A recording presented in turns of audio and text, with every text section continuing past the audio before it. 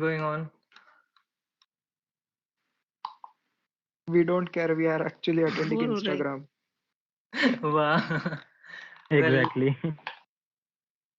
I don't know what to say to that right now. I know some subjects are not very important, but some subjects are important. So for that, you just have to pay attention to some lectures. I should say that much now. अभी खत्म हुआ क्या classes तुम्हारा? 3 बजे। 3 बजे अच्छा। हमारा 3 बजे हो गया था भैया। 3 बजे अच्छा। खत्म हुआ। आज कोई सेशंस वगैरह नहीं है ना तुम लोगों के अभी या बाद में? नहीं। और तुम लोग को अभी डोमेन इंट्रोडक्शन से क्या क्या एक्सपेक्टेशंस है? सब कुछ सीखने मिलेगा. Like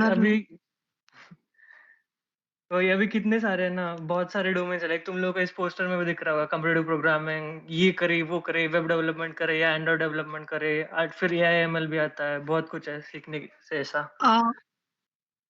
what about game development? हाँ, गेम डेवलपमेंट भी है. इस पोस्टर में नहीं है, बट तुम लोगों ने मैसेज में देखा होगा. गेम डेवलपमेंट का भी होगा. फिर हम लोग एक्चुअली डिजाइनिंग और कंटेंट के बारे में भी बात करने वाले हैं. ये सब टेक्निकल चीजें तो है ही डोमेन्स में. Content writing is also great thing. Designing, content writing सब है. मतलब बेसिकली इस सेशन में तुम लोग को इंट्रोडक्शन होगा कि ये डोमेन्स रहते हैं और तुम लोग इस डोमेन में काम कर सकते हो, और तुम लोगों को इसमें से चूज करना है. लाइक सपोज किसी को साइबर सिक्योरिटी या ब्लॉकचेन पसंद आया, then they can start working with, और जिसने भी एक्सप्लेन किया, you can contact those seniors. They'll help you out with all the articles, all the sources that are available, and you can just start learning. अगर समझ तुम लोग को Android development देख के बहुत ही पसंद आया कि हाँ मुझे भी सीखना है, तो you can freely contact any seniors. वो तुम लोग को पूरी रिसोर्सेज बता देंगे कि ऐसा कर वैसा कर जो भी है. सो बेसिकली हमारा ये मोटिव था कि इस सेशन से तुम लोग को आइडिया आ जाए कि ये सब एग्जिस्ट करता है और इंट्रोडक्शन मिल जाए. सो इसलिए डोमेन इंट्रोडक्शन है. Okay, thanks. किसने चालू कर दिया है डोमेन्स का सब कुछ? लाइक किसने चालू किया क्या? सपोज किसी ने एंड्रॉइड डेवलपमेंट या वेब डेवलपमेंट चालू कर लिया होगा. एंड्रॉइड. ओह वाह, नाइस यार. एंड्रॉइड के तो ऐसा ही चीज भी नहीं हुए थे अपने अभी पास में. अभी नहीं, एक्चुअली जो स्विफ्ट वगैरह के होते हैं ना, जस्ट एक्सप्लोरिंग कर रहा था ना शुरुआत से ही, क्योंकि बहुत फोमो आ रहा था कि लोगों को ये पता है, फोटोशॉप पता है, and they are doing website, they are making Discord servers. Like मैं कुछ भी नहीं कर रहा, मैंने जिंदगी बर्बाद कर दी. तो मैंने सोच लिया नहीं, मैं जस्ट अभी वीडियो देख रहा हूँ, जस्ट शुरुआत किया है मैंने, कि मैंने पता लगा कि ये क्या होता है, कि यूनिटी के भी अपन गेम्स बना सकते हैं वगैरह वगैरह. सो राइट. एंड इंडियन खुद से ही करना पड़ता है, जितना भी टीचर्स या वगैरह पे कुछ डिपेंड होके नहीं मिलता है. अभी तो फर्स्ट में तो फिर तुम लोग को आइडिया तो आ ही रहा होगा कि हाँ टीचर्स या जो भी है अपना अपना काम करता है, बट इन द एंड तुमको खुद से ही करना पड़ता है सब कुछ. हमने टीचर से पूछा तो उन्होंने तो मैक में विंडोज और लिनक्स डलवा दिया, तो हमने तो आशा ही छोड़ दी फिर उसके बाद. अच्छा, ओके ओके. क्या मैथ में कर रहे हो? अरे क्या हुआ डुअल था, बूट किया क्या? मैंने सॉरी, बोल तू बोल. नहीं तो बोल. अरे क्या हुआ, मैंने पूछा था मैम से कि कौन सा कंप्यूटर लैपटॉप लेना चाहिए, वो भी मेरे पेरेंट्स ने बोले करके. मुझे तो पता है कि इनको कोई नॉलेज नहीं उस बारे में. तो फिर मैम ने बोला कि तुम मैक का ले लो, मैक का बेस्ट रहता, और उसमें विंडोज का भी ऑपरेटिंग सिस्टम डाल देना और लिनक्स का भी ऑपरेटिंग सिस्टम डाल देना. सर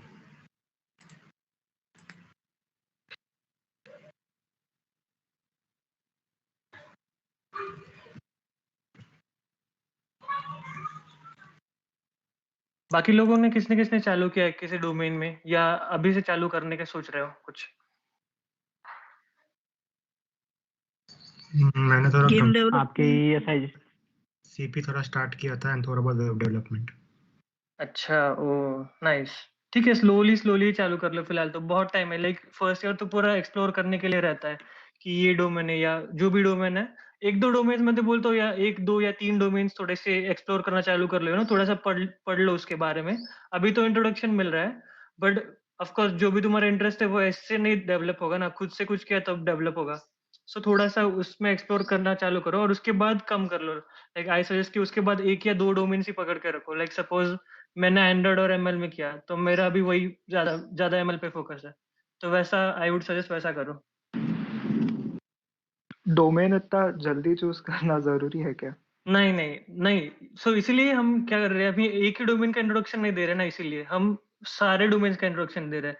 नहीं तो मतलब हम पे हो तो मैं एआई का भी डोमेन इंट्रोडक्शन 1 घंटे के लिए दे सकता हूँ, बट हमने 1 घंटे में सब डोमेन्स का दे रहे हैं ताकि तुम लोग बस एक्सप्लोर कर सको, यू नो, कि ये होता है और तुम लोग का इंटरेस्ट, लाइक इसीलिए ना फर्स्ट ईयर में पूरा एक्सप्लोर करने का ही टाइम रहता है। तुम लोग पूरा एक्सप्लोर कर सकते हो, जो भी डोमेन तुम लोग को अच्छा लगे उसको बाद में कंटिन्यू करो। और तुम लोग डोमेन में जाके जितना टाइम दोगे उतना ही सेम टाइम एक्सप्लोर करने में भी दो। फिर बहुत से लोगों का भी ऐसा होता है कि वो ऐसे 1-2 डोमेन्स देख के सिलेक्ट कर लेते हैं एंड देन बाद में उनको पता चलता है कि इस चीज में हमारा ज्यादा इंटरेस्ट है।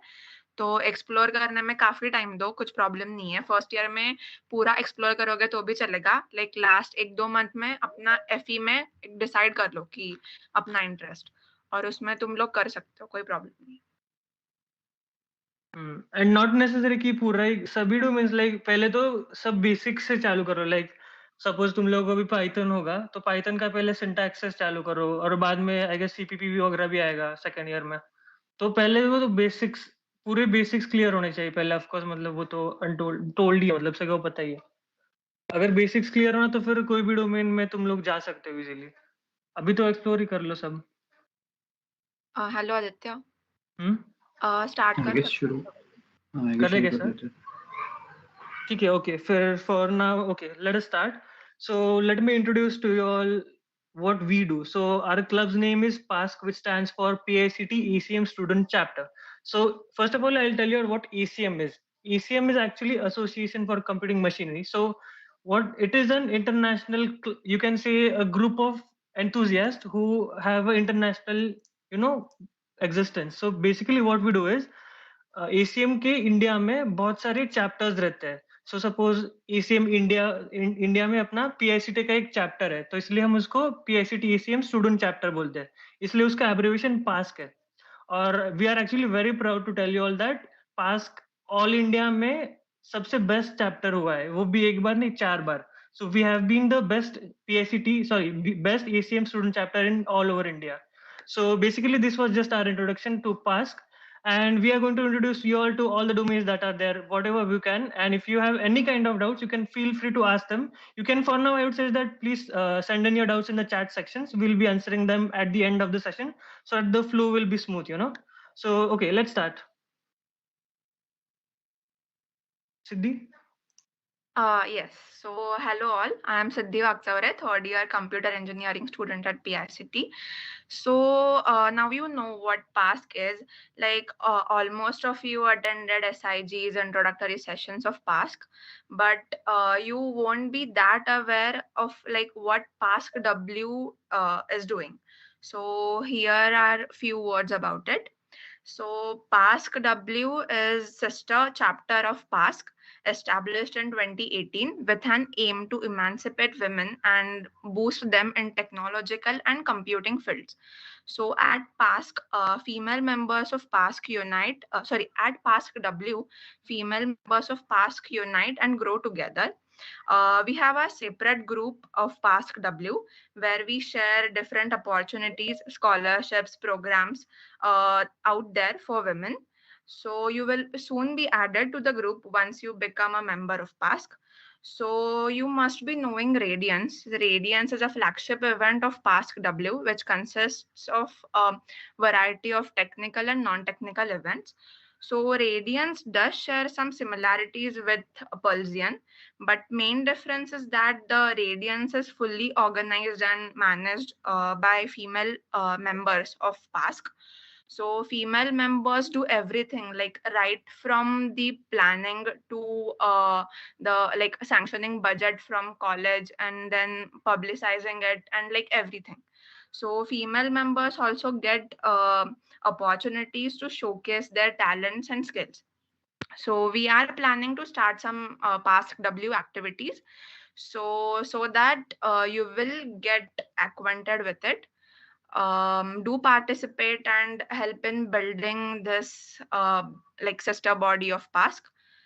So now we will start the main thing, like you for you guys are here.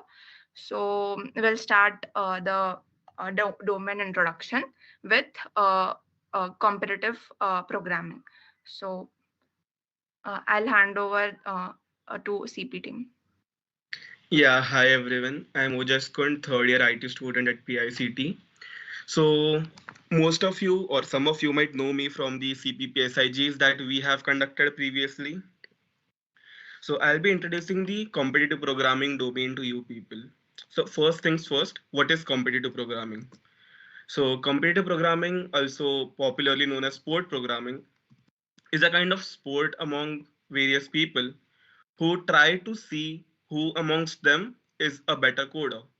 You are given some problem statements and you try to solve them with the language knowledge that you have, various languages like C++, Python, Ruby, Perl, etc.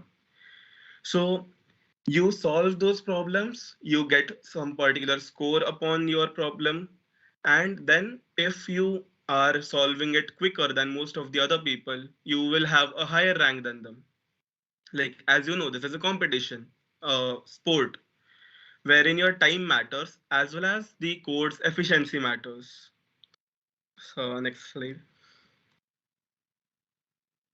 Yeah, so as you can see on your screen, this is an instance of a problem from CodeChef.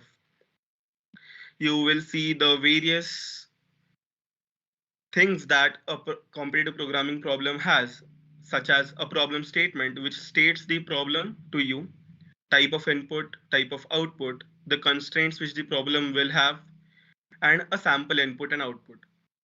Seeing these things, you will try to write an optimal code which will run in the particular given time limit, and you will get correct points on that. Next slide. Yeah, so as I said, time matters. The faster you code, the higher your rating gets. So a rating is a kind of, what do you say, badge of honor for competitive programmers, which you can flex in front of your friends as well as in front of the companies. The higher rated you are, the more preferable you are as a candidate for them. Like, it showcases your problem solving ability to others. So here are some websites which you can practice and start coding, like start competitive programming. HackerRank, CodeChef, CodeForces, HackerEarth, LeetCode, AdCoder, and like many others. For beginners who don't know any competitive programming, it is safe to say that you can start on HackerRank or HackerEarth both. And for those who have somewhat experience in programming, can do with other websites like CodeChef and CodeForces. Next slide, yeah. So why competitive programming? So, like, since it is just a sport and with no outcomes, why should we do competitive programming?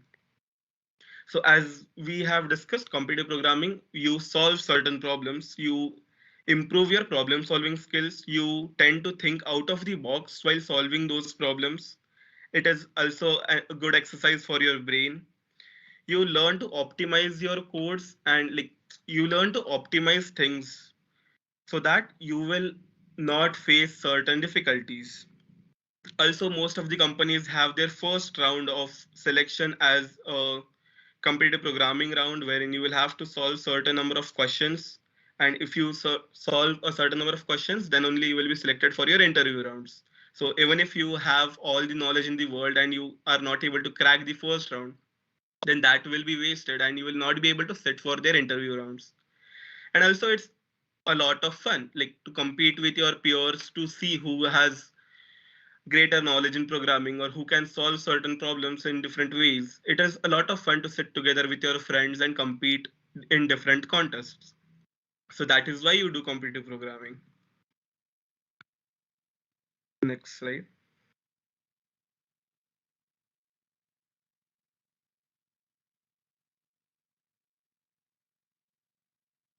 Yeah, so at PASC we conduct different SIGs, as you might know, because they were conducted back. Different contests. I guess someone is unmuted. Yeah. Various contests are held by PASC, one of which is coming up tomorrow. I hope you all will participate in that. And various events, as Siddhi has previously stated, Radiance and Pulsion, which are flagship events of PASC. There are different competitive programming contests and events in those two events. So that's all about competitive programming. If you have any doubts, you can ping in the chat and we will answer them later. For now, we will shift on to web development.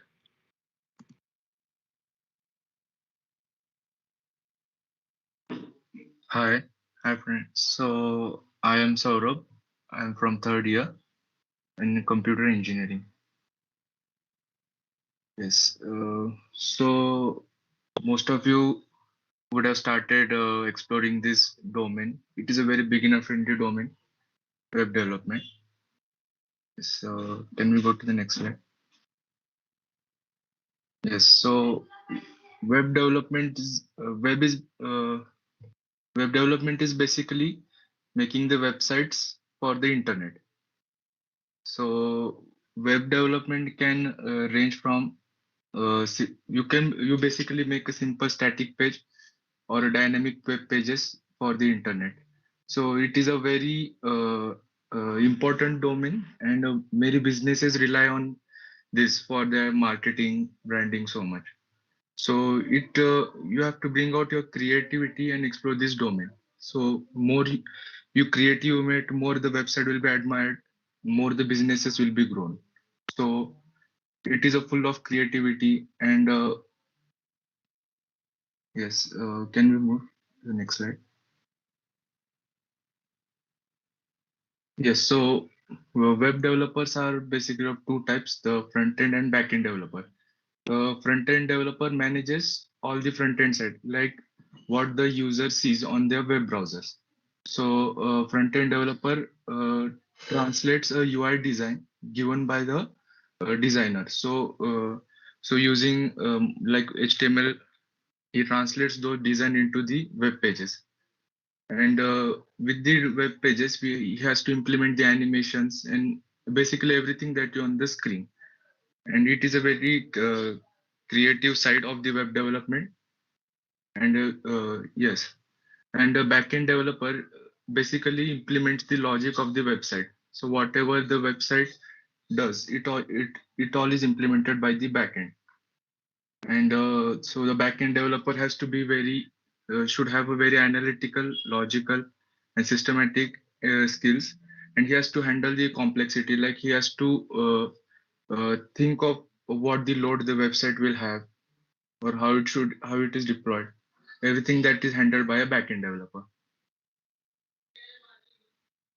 Yes, can we move? Yes, so basically the web development is divided into two parts: the front end and back end development. And the back end development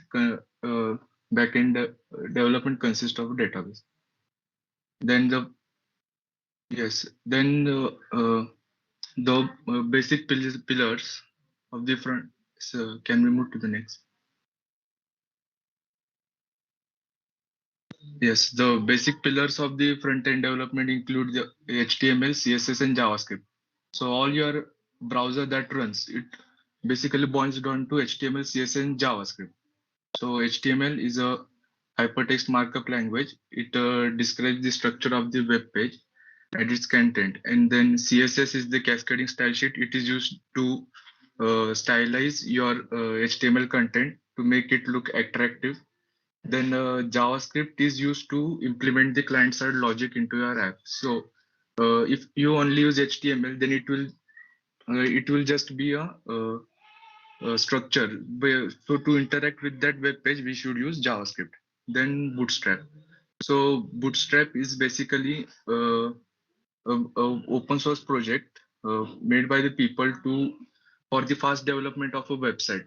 So if there are some of the features that if you when to implement from this scratch, it would take a lot of time. So those features are basically made and implemented by the Bootstrap. So it just a matter of a class or some function, and you will get a feature in just few minutes. Yes, can we move to the next? Yes, then we have the backend development. So these are the some of the technologies used for the backend development. We have the most popular Node.js. So Node.js is a JavaScript runtime. That is, it provides an environment to run your JavaScript code. Then Express.js. So in Node, to write us to write application that can accept the request and respond with some data, we can use the Express framework. So in Express, you write the routes. Then if a client calls those routes, you respond with the data. Then MongoDB, it is a very popular NoSQL database. So basically, MongoDB frees you from any type of schema restrictions. You can store any type of data in it, and it is very highly used in today's market. Then we have Django. So Django is a Python web framework that it is very so it is basically called a battery included framework because it is very highly organized and very structured. Like everything you create, there is some pattern to create that. Even if you want to create a URL, it is very organized in the Django. So it is used in complex applications where the code wants to be maintainable. So we use the Django here. Yes, can we move to the next?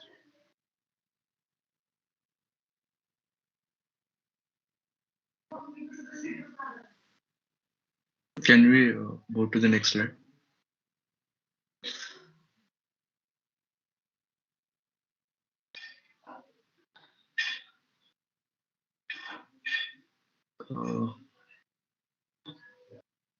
Hello, can we change the slide? I've been changing it. I think it has been stuck. Yes, yes. It's now it changed. Yes. So here are some of the benefits of the web development listed here. So it is a very high-paying job. You can work for companies or you can do the freelancing work. So freelancing has gained a lot of popularity. So you can earn as high as a company gives you doing freelancing. So it can improve your critical thinking abilities. It can enhance your creativity. It's interesting and fun to do. You can then it also helps you become a proper problem solver. And web development is very important for hackathons and developing solutions. So the more you have your hands dirty in web development, the faster you will be able to make the solutions in the hackathons. So it increases your chances. So can we move to the next?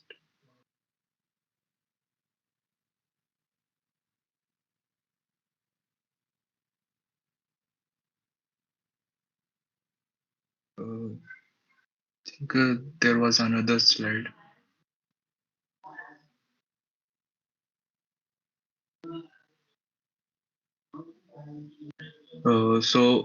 Here are some of the web development projects we make in the past.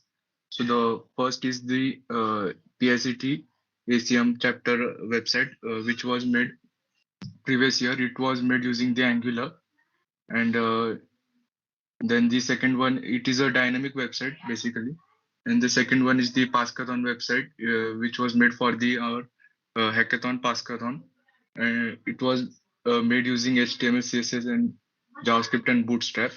Then the last one is the Execute It. It was made out with our seniors during a hackathon.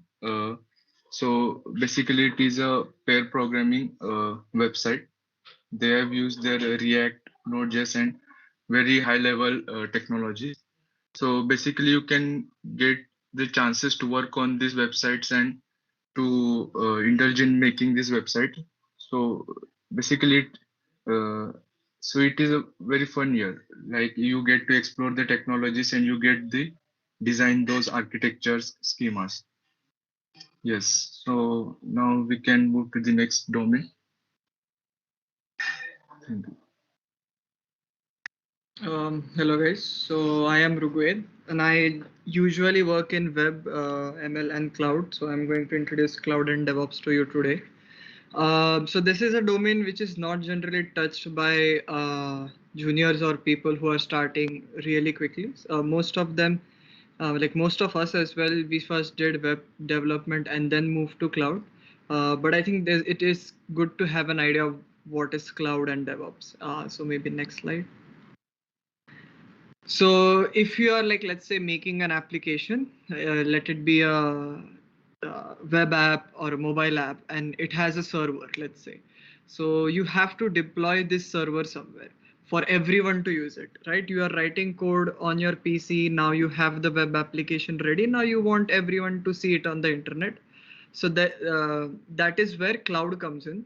So there are different cloud service providers. I guess you guys would have heard them: AWS, Google Cloud, Azure. Azure is of Microsoft, and DigitalOcean.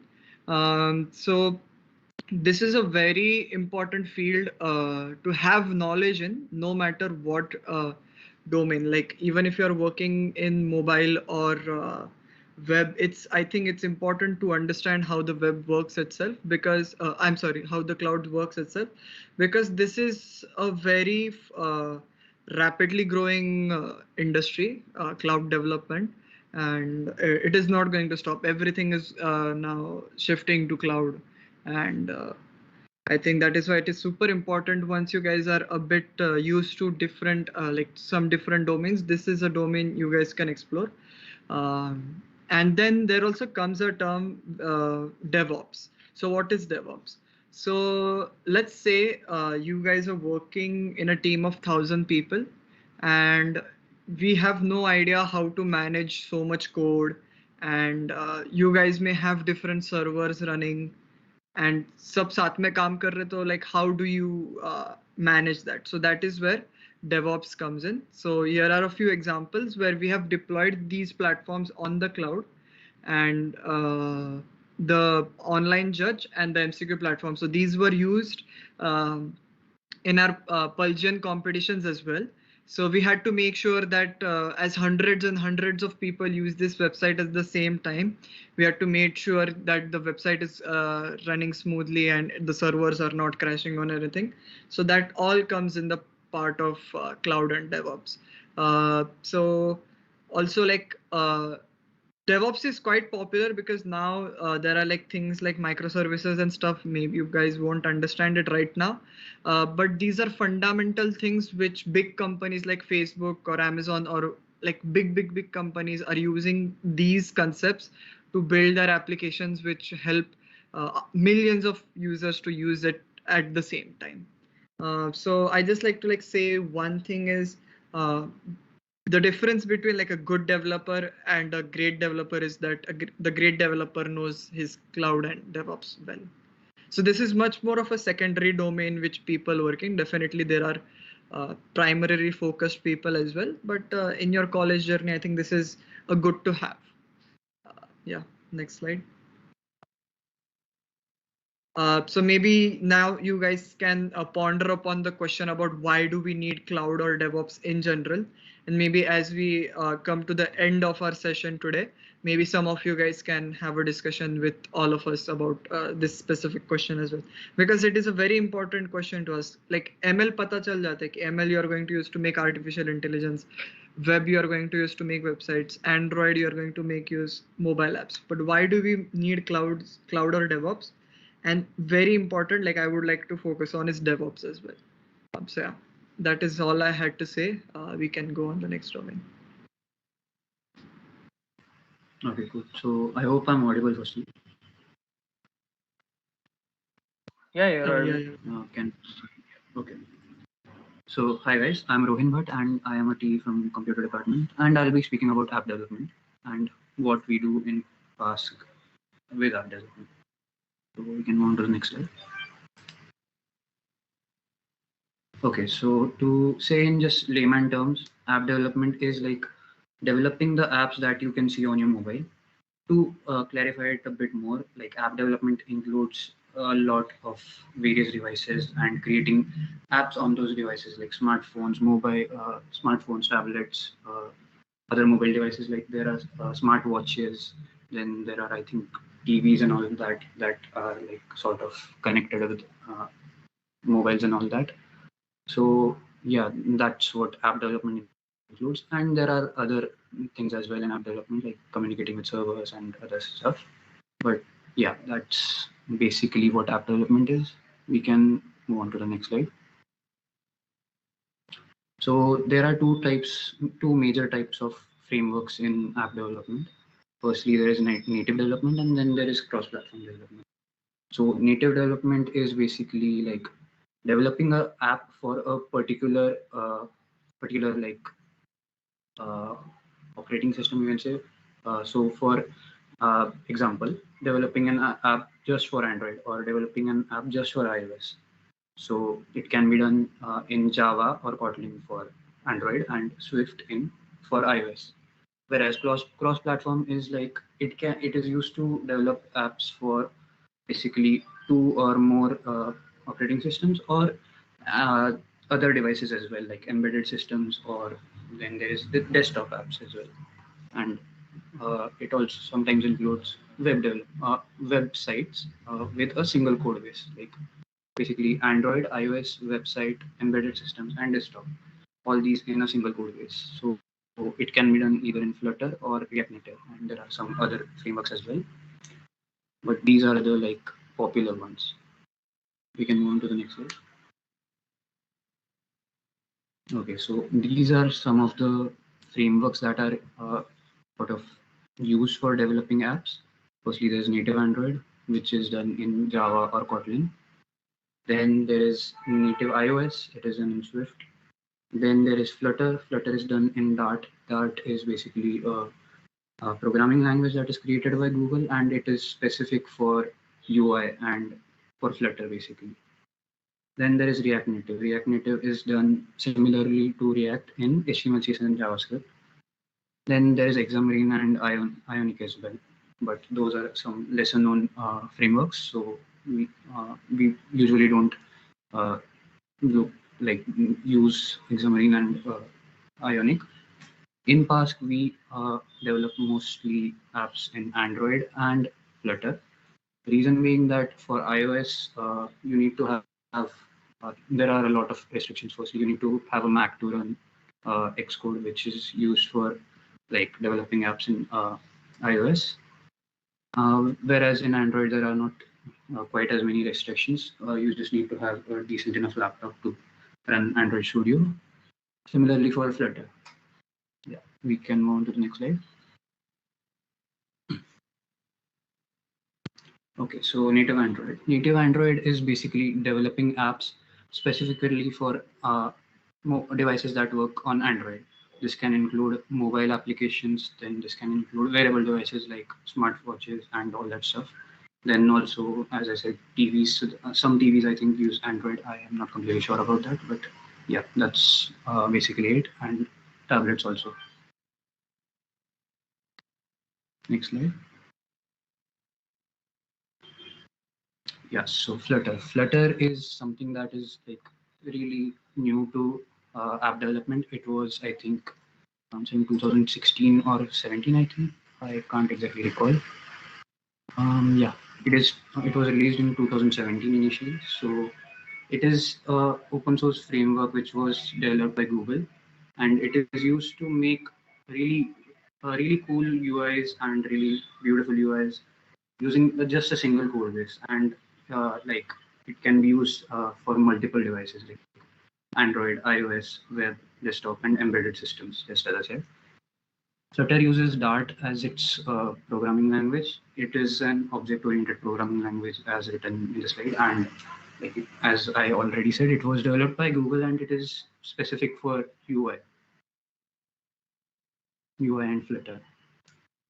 Okay, we can move on to the next slide.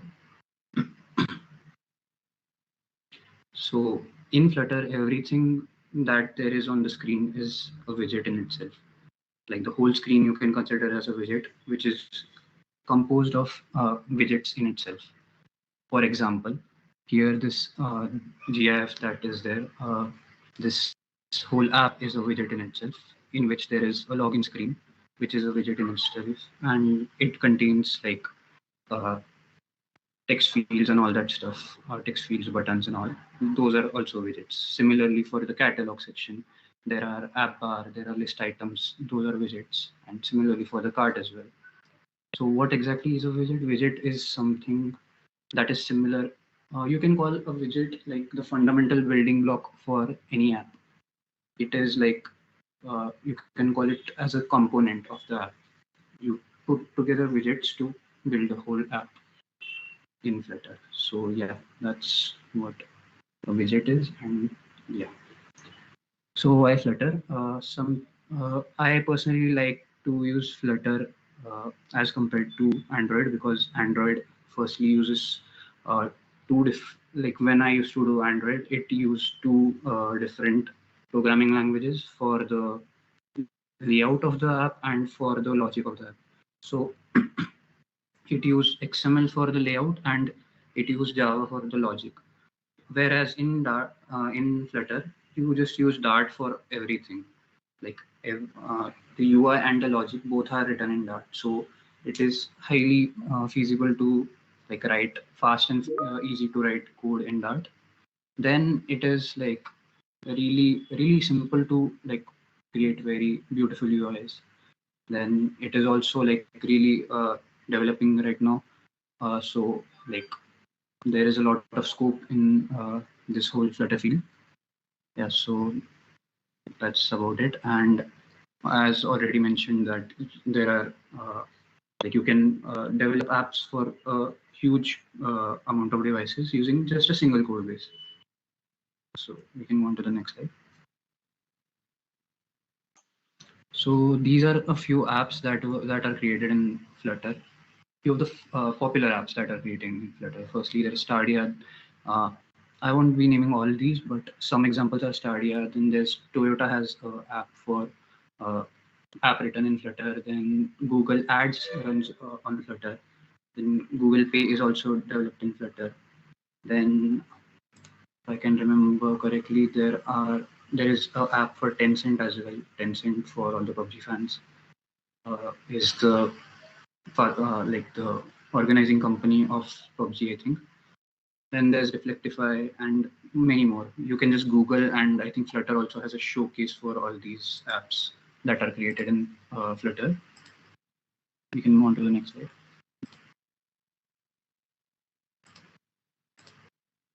Okay, so why to learn mobile app development? So similar to web, mobile app development is also having like a huge opportunity as a fresher. You get a lot of jobs and internship opportunities as a Flutter, as an app developer.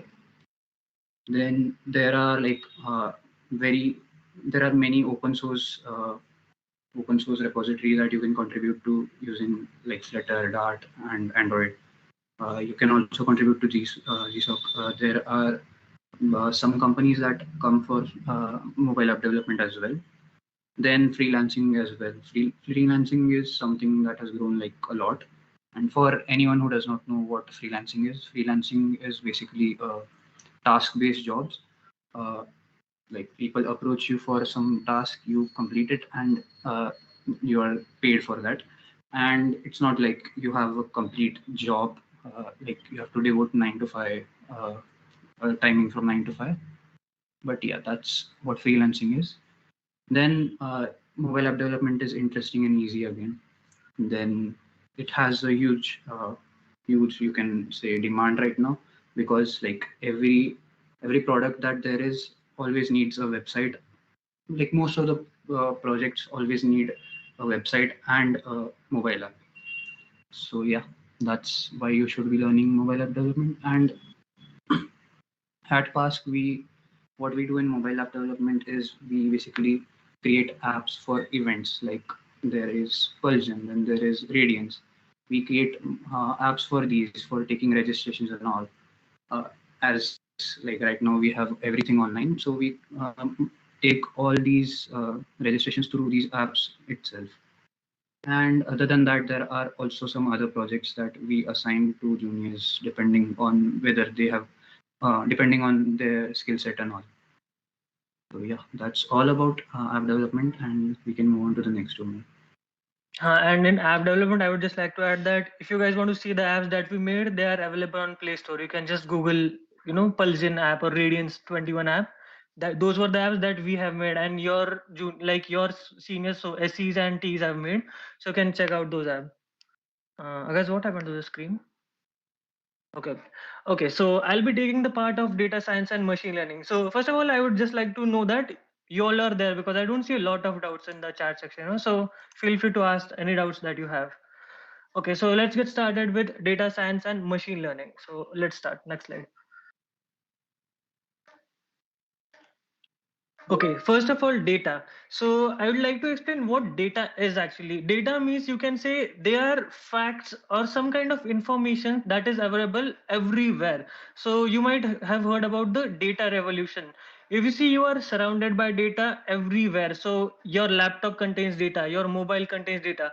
This meeting that is going on, that is data. That we are streaming this, on YouTube. So this is getting live stream. What is that? That is also data. Basically, you are surrounded by data everywhere. Like suppose your records, your name records, your family records, whatever, everything is in data.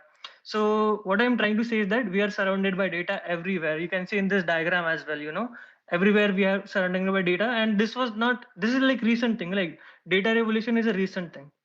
Okay, next slide. Okay, so let's start with machine learning or artificial intelligence. So we'll see the difference between machine learning and artificial intelligence in the next slides. We have a diagram for that. First of all, machine learning, whenever you hear this word or say artificial intelligence, you can basically deduce what it means, artificial intelligence, right? So basically for any kind of robot or you can say bot, we are trying to mimic our human brain. So however our human brain is trained, how we learn things. So suppose you learn how to walk when you're a child, right? So you are trained how to walk, you can say like that. So basically in the same way, we are trying to train something into machine so that the machine can mimic our human brain. That's what the target is of artificial intelligence or machine learning. Okay, next slide. So languages, first of all, there are various languages that we can use for programming and machine learning or artificial intelligence. For most probably you will be coding machine learning in Python or R, or actually, to be honest, even I don't know a lot about R. I know we can use Python a lot. I've used R in a few of codes, but mostly you'll use Python, and there are other languages as well. So Julia, Lisp, and Java. You can use the those languages as well, but they are not really popular because they are really specific to whatever task you have. So basically Lisp is used for certain AI algorithms. It is not used in general. So if you want to learn machine learning or artificial intelligence, for first you just have to know Python, and you guys know Python is really an easy language. You might have attended our SIG and you might have seen Python is such an easy language, and using such simple code you can basically create complex, you can make complex things happen, right? So that's why you can simply learn Python and understand machine learning. Next. Okay, so these are some of the applications that I tried to store in one image, and it is really impossible to collect all the applications of machine learning because they are really vast. So first of all, Google recommendations. Whenever you go to Google, you search for some kind of assignment. If you'll type something, it will already suggest you, whatever. It will basically recommend you. That is a recommendation system based on your searches or whatever data that you have. So that is Google recommendation system. So if you were using Facebook in the old days or Instagram, say, it suggests you, that you might like this kind of page, or you might know this person. So how do they know that? They have certain algorithms, they recommend things to us. So that is about Facebook. Then we have various online shopping websites. So if you were on Amazon, you might have seen this thing, right? If you Google on Amazon, say Nike sneakers, you'll get that ad on every page. So if you are reading any kind of article, you'll get that ad on every page, right? So that is also a recommendation for you because you are basically searching for that product, and you're basically getting an ad of that product. Then you have maps. So maps is actually such a good example of machine learning. So if you see, you have to go from say Mumbai to Pune, there are various routes that you can choose, but this algorithm that is used in Google Maps or any kind of maps for the matter of fact, it will choose the optimum path. It will see whether there is traffic, how much time it will take. It will take into consideration all of these parameters and it will give you the optimal path. So that is also an algorithm designed by Google in Google Maps. Then you can see that HTC device handset, it is identifying the faces of all the people. And actually, I purposely chose this handset of HTC so that you guys know that it is really an old thing. So it is not like image recognition and all is just a new thing that you are hearing now. So you can see that HTC handset is such an old handset, but still at that time as well, there was image recognition existing. It was not that famous. I'll tell you why it was not famous before actually. Then there is, you can see the document and you can see the sentiments of humans, right? So basically sentimental analysis, that is known as sentimental analysis. A human can be happy. So basically whatever text you have, from that you can judge, if the human is happy or if that text is sad, if there is, any kind of hate, any positive kind of thing or negative questions in that particular document. So that also we can do. Then there are various, personal assistants. You might have, of course, heard of them. Like Siri was the first one developed by Apple, Alexa by Amazon, Google Assistant, Cortana by Microsoft. These are or just personal assistants. They use NLP. We actually won't go into deep how do they work and all. When you go to the try to learn about them, we can of course talk about them a lot. Then there is this watch, you can say, that is language translation. So what you will do, suppose you love anime and you go to Japan and visit there, you won't be able to talk to the people, you won't be able to converse it. So this is also such a interesting application that you can basically translate between languages. You can talk to a person who does not even speak that language. You can translate Japanese to English, or how does Google Translate work. Then there is a good application of Boston Dynamics. This is a robot dog. Actually, this bot can actually walk on stairs. This dog can climb mountains. You might have heard of it, but if not, you can just Google it. If you like this domain, you can just Google it. You will actually be amazed to how does this dog. We can actually feel like it's a real dog. Then there are Google Maps and Tesla self-driving cars. You of course know about Elon Musk and what all things he's doing in artificial intelligence. So these are just the few applications that I could fit in one slide, and there are many such applications that are interesting. Next.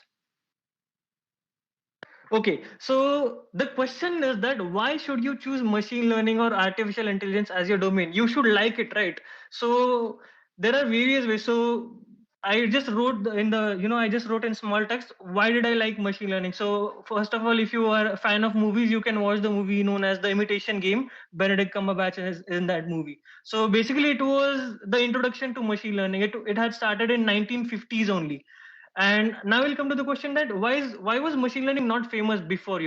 So machine learning was actually started in 1950s and it should have been famous at that time as well, right? But it was not famous. The answer to that is because there was a lot of data and our processors or our computers were not strong enough, or our processing capacity was not that much to process that data. So if you can't process that data, how will you use machine learning? So, and now if you see the new generation computers, the processing speed is too fast. So basically, because of the processing capacity, now machine learning is getting into boom, and now many people are switching to machine learning as their path of career. Then there are various movies like Ex Machina and various movies. But if you really want to, learn about AI in this world and age, you can watch the podcast of Elon Musk with Joe Rogan. I really loved this podcast, so you can watch that. Then there are various articles for the people who read articles. You can read about Neuralink, about self-driving cars. Then there is AlphaGo, AlphaZero. So these are actually algorithms developed by Google, AlphaGo and AlphaZero. So AlphaZero was an algorithm that defeated humans in chess.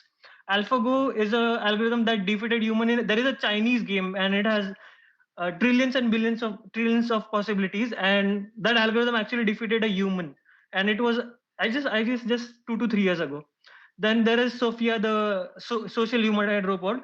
So whatever this is there in this slide, you can just Google these things so that you guys can read to yourself and you can just try to learn about this domain, for the start. Okay, next. Now Agaz will continue. Yeah, so good evening, guys. I'm Agas from TELT. So, I'll be taking over from here. Thanks, Aditya, for the introduction to ML. Aditya spoke about the applications of ML and how artificial intelligence is used on data to get those applications. So, but on an like from an engineer point of view, how do you go about creating those creating those applications? So, artificial intelligence, as you can see in this Venn diagram, is divided into three subcategories. I'll speak about data science a bit later.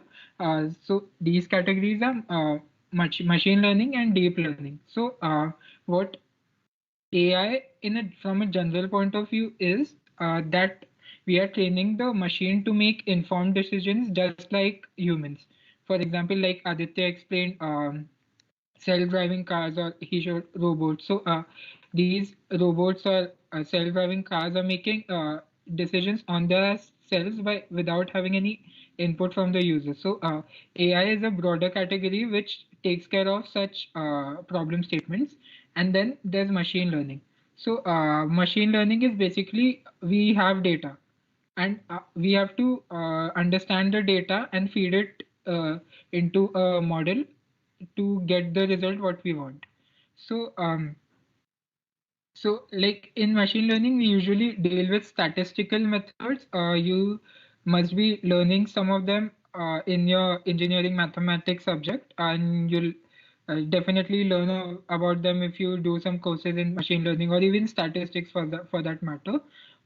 Like so these statistical methods are used in machine learning to create algorithms on which the data is trained, and then they are deployed in the form of AI applications. So the basic skills required in machine learning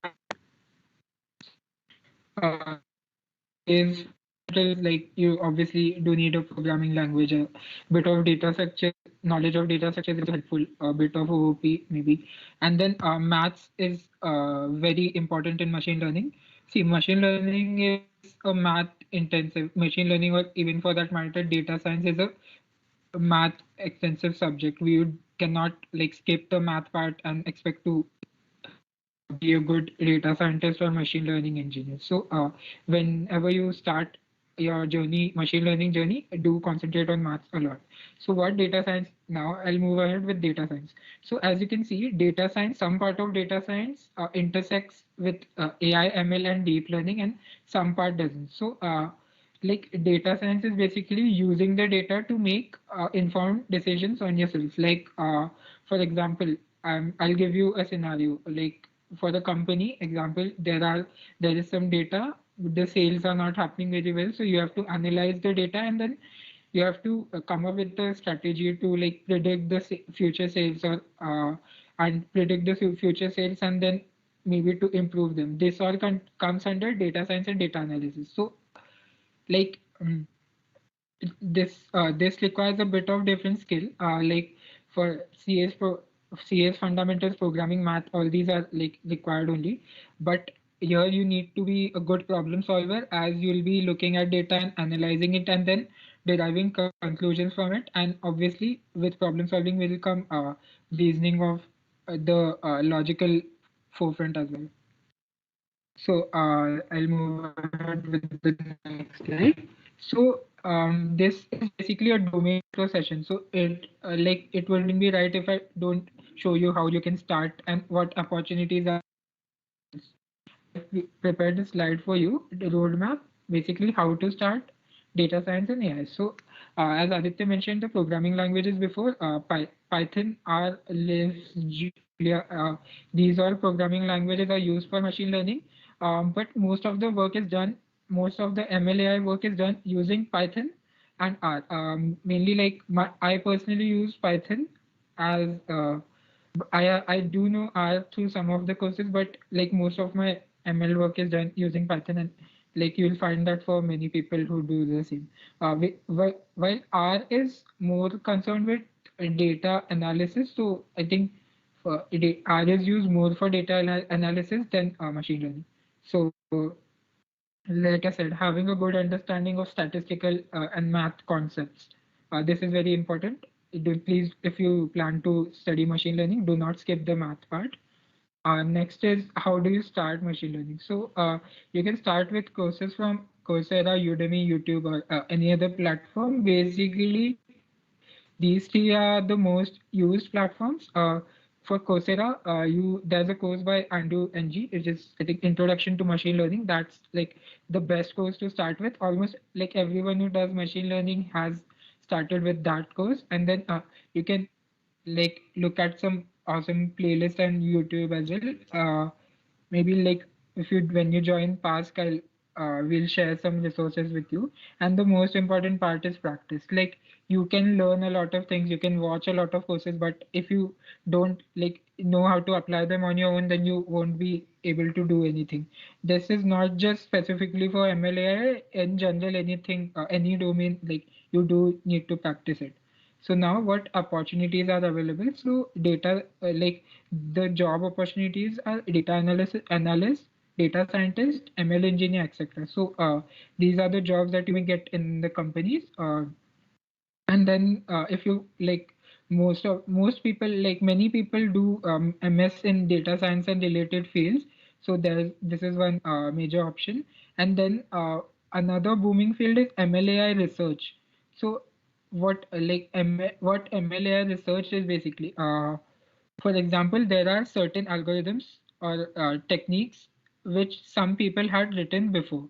So, but you need to apply them, for example, to your problem statement, or you think that you can improve those techniques, or you can even invent a technique. So you research on those techniques, try to develop them, make a paper, make a research paper. A research paper is basically like an explanation of the work that you have done. For example, if you built a new technique, then how does it work? It will contain how does it work, how is it different from the other currently existing techniques, and maybe the results, test results, etc. So you publish a research paper, and that is counted as MLAI research. And project opportunities, as Aditya mentioned, the applications of MLAI. So there were only a few of them.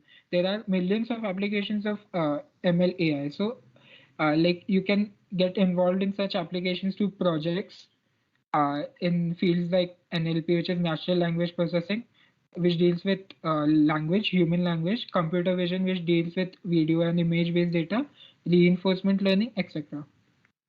So so what do we like? What is done in PASC as a in was what is done in PASC in ML as a domain? So the activities include data quest. Data quest is the like to Pulsion is our flagship event, as you know, and data quest is the ML the event of the ML sub event or under Pulsion. Data pre is the ML sub event under Radiance. Many of our seniors like us and even our alumni and our seniors have worked on and published a lot of research papers. Plus, we do conduct SIGs, as some of you might have attended as well. So this is a roadmap session which we conducted for the second year students last month. This is a screenshot from that. So you do get to participate in such sessions in MLAI domain. And this is the data pre-contest that I mentioned a while ago. So I like to move ahead with the conclude here about MLA and move ahead with blockchain. So Rutraj, you can take over. Hi everyone, I am Rutraj from third year. My two domains are machine learning and blockchain. I've recently started exploring blockchain. It has been like 6 months now. So, can we move to the next slide?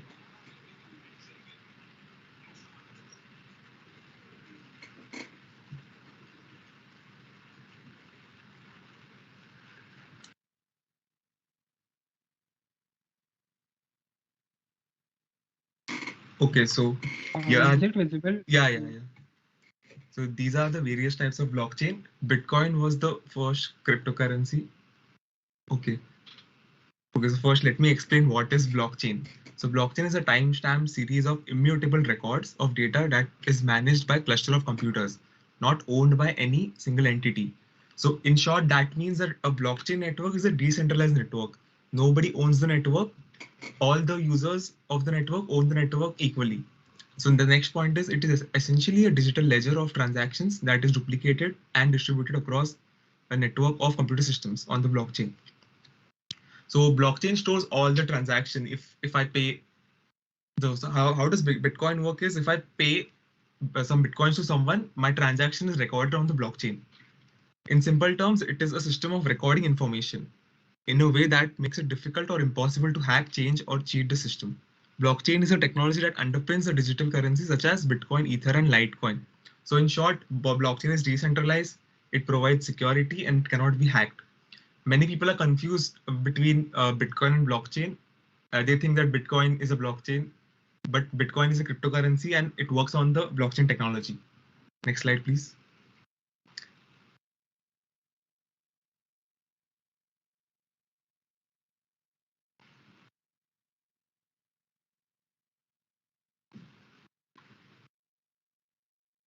Is the next slide visible? I've actually changed it.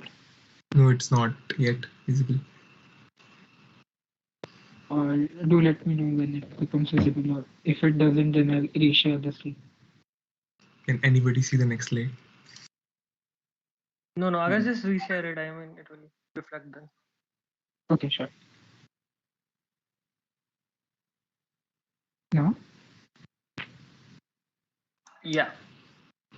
Okay, so these are the various types of blockchain. We all know Bitcoin is the first cryptocurrency which works on the blockchain technology. It was published by an anonymous team or a person, we don't know who is that yet, named Satoshi Nakamoto. And then Ethereum is a newer blockchain which was invented by Vitalik Buterin. He was just 19 years old when he invented the Ethereum blockchain. So the difference between Bitcoin and Ethereum is that Bitcoin can only store transactions, which means that I can only transfer Bitcoins to my friend or he can transfer it to me. But Ethereum can store code also, which allows me to write complex codes on the Ethereum blockchain. These are called smart contracts. And then the latest technology is Hyperledger Fabric. I don't know much about Hyperledger Fabric, so I won't speak much on it. Next slide.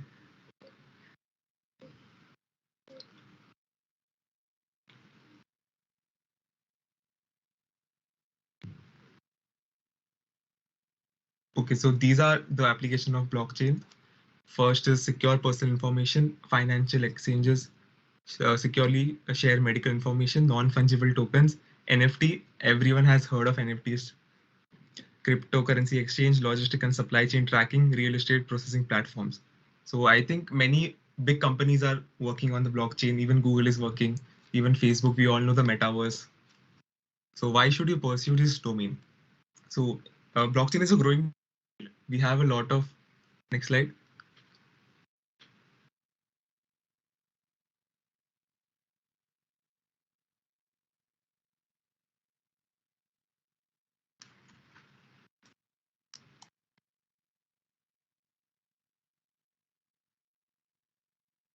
Akash, next. Yeah. So blockchain is a growing field, and I believe that in the next year, upcoming years, we will have a lot of job opportunities in the blockchain. So some of the industries that employ blockchain technology are banking, cybersecurity, e-commerce, voting, supply chain, finance, healthcare, IoT, and government record keeping. Nowadays, all hackathons have an exclusive topic statement for blockchain. Since many people don't work on decentralized projects, the chances of projects standing out from the crowd increases. Scope for exploring and also demand for blockchain developers is really high, not only in startups, but in tech giants also. Next slide.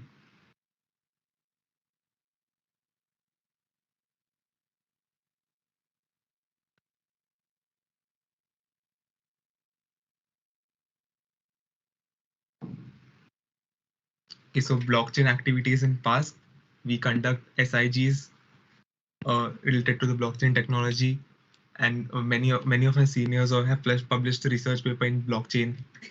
And also the hackathon, in PASCathon, we accept all blockchain projects. Next slide.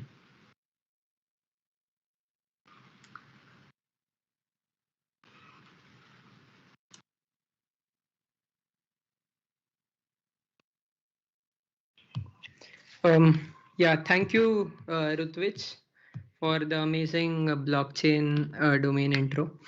Guys, just a simple fact, a cyber attack occurs every 39 seconds.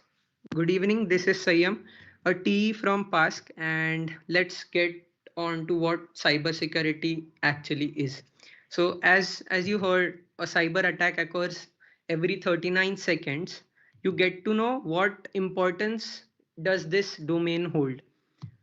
So we live in a digital world, right? Our work lives, our personal lives, or maybe our college lives currently have all begun gravitating toward the world of internet, social media, mobiles, electronic medias. So unfortunately, this widespread activity makes us more vulnerable to those malicious attacks, invasions of any private information that we hold, or any fraud, any financial fraud that occurs, or other such bad events. Hence, cybersecurity is such a vital part of a secure and well-ordered digital world. Cybersecurity keeps us well informed about what hackers do and cyber criminals and other agents of fraud do. Next slide.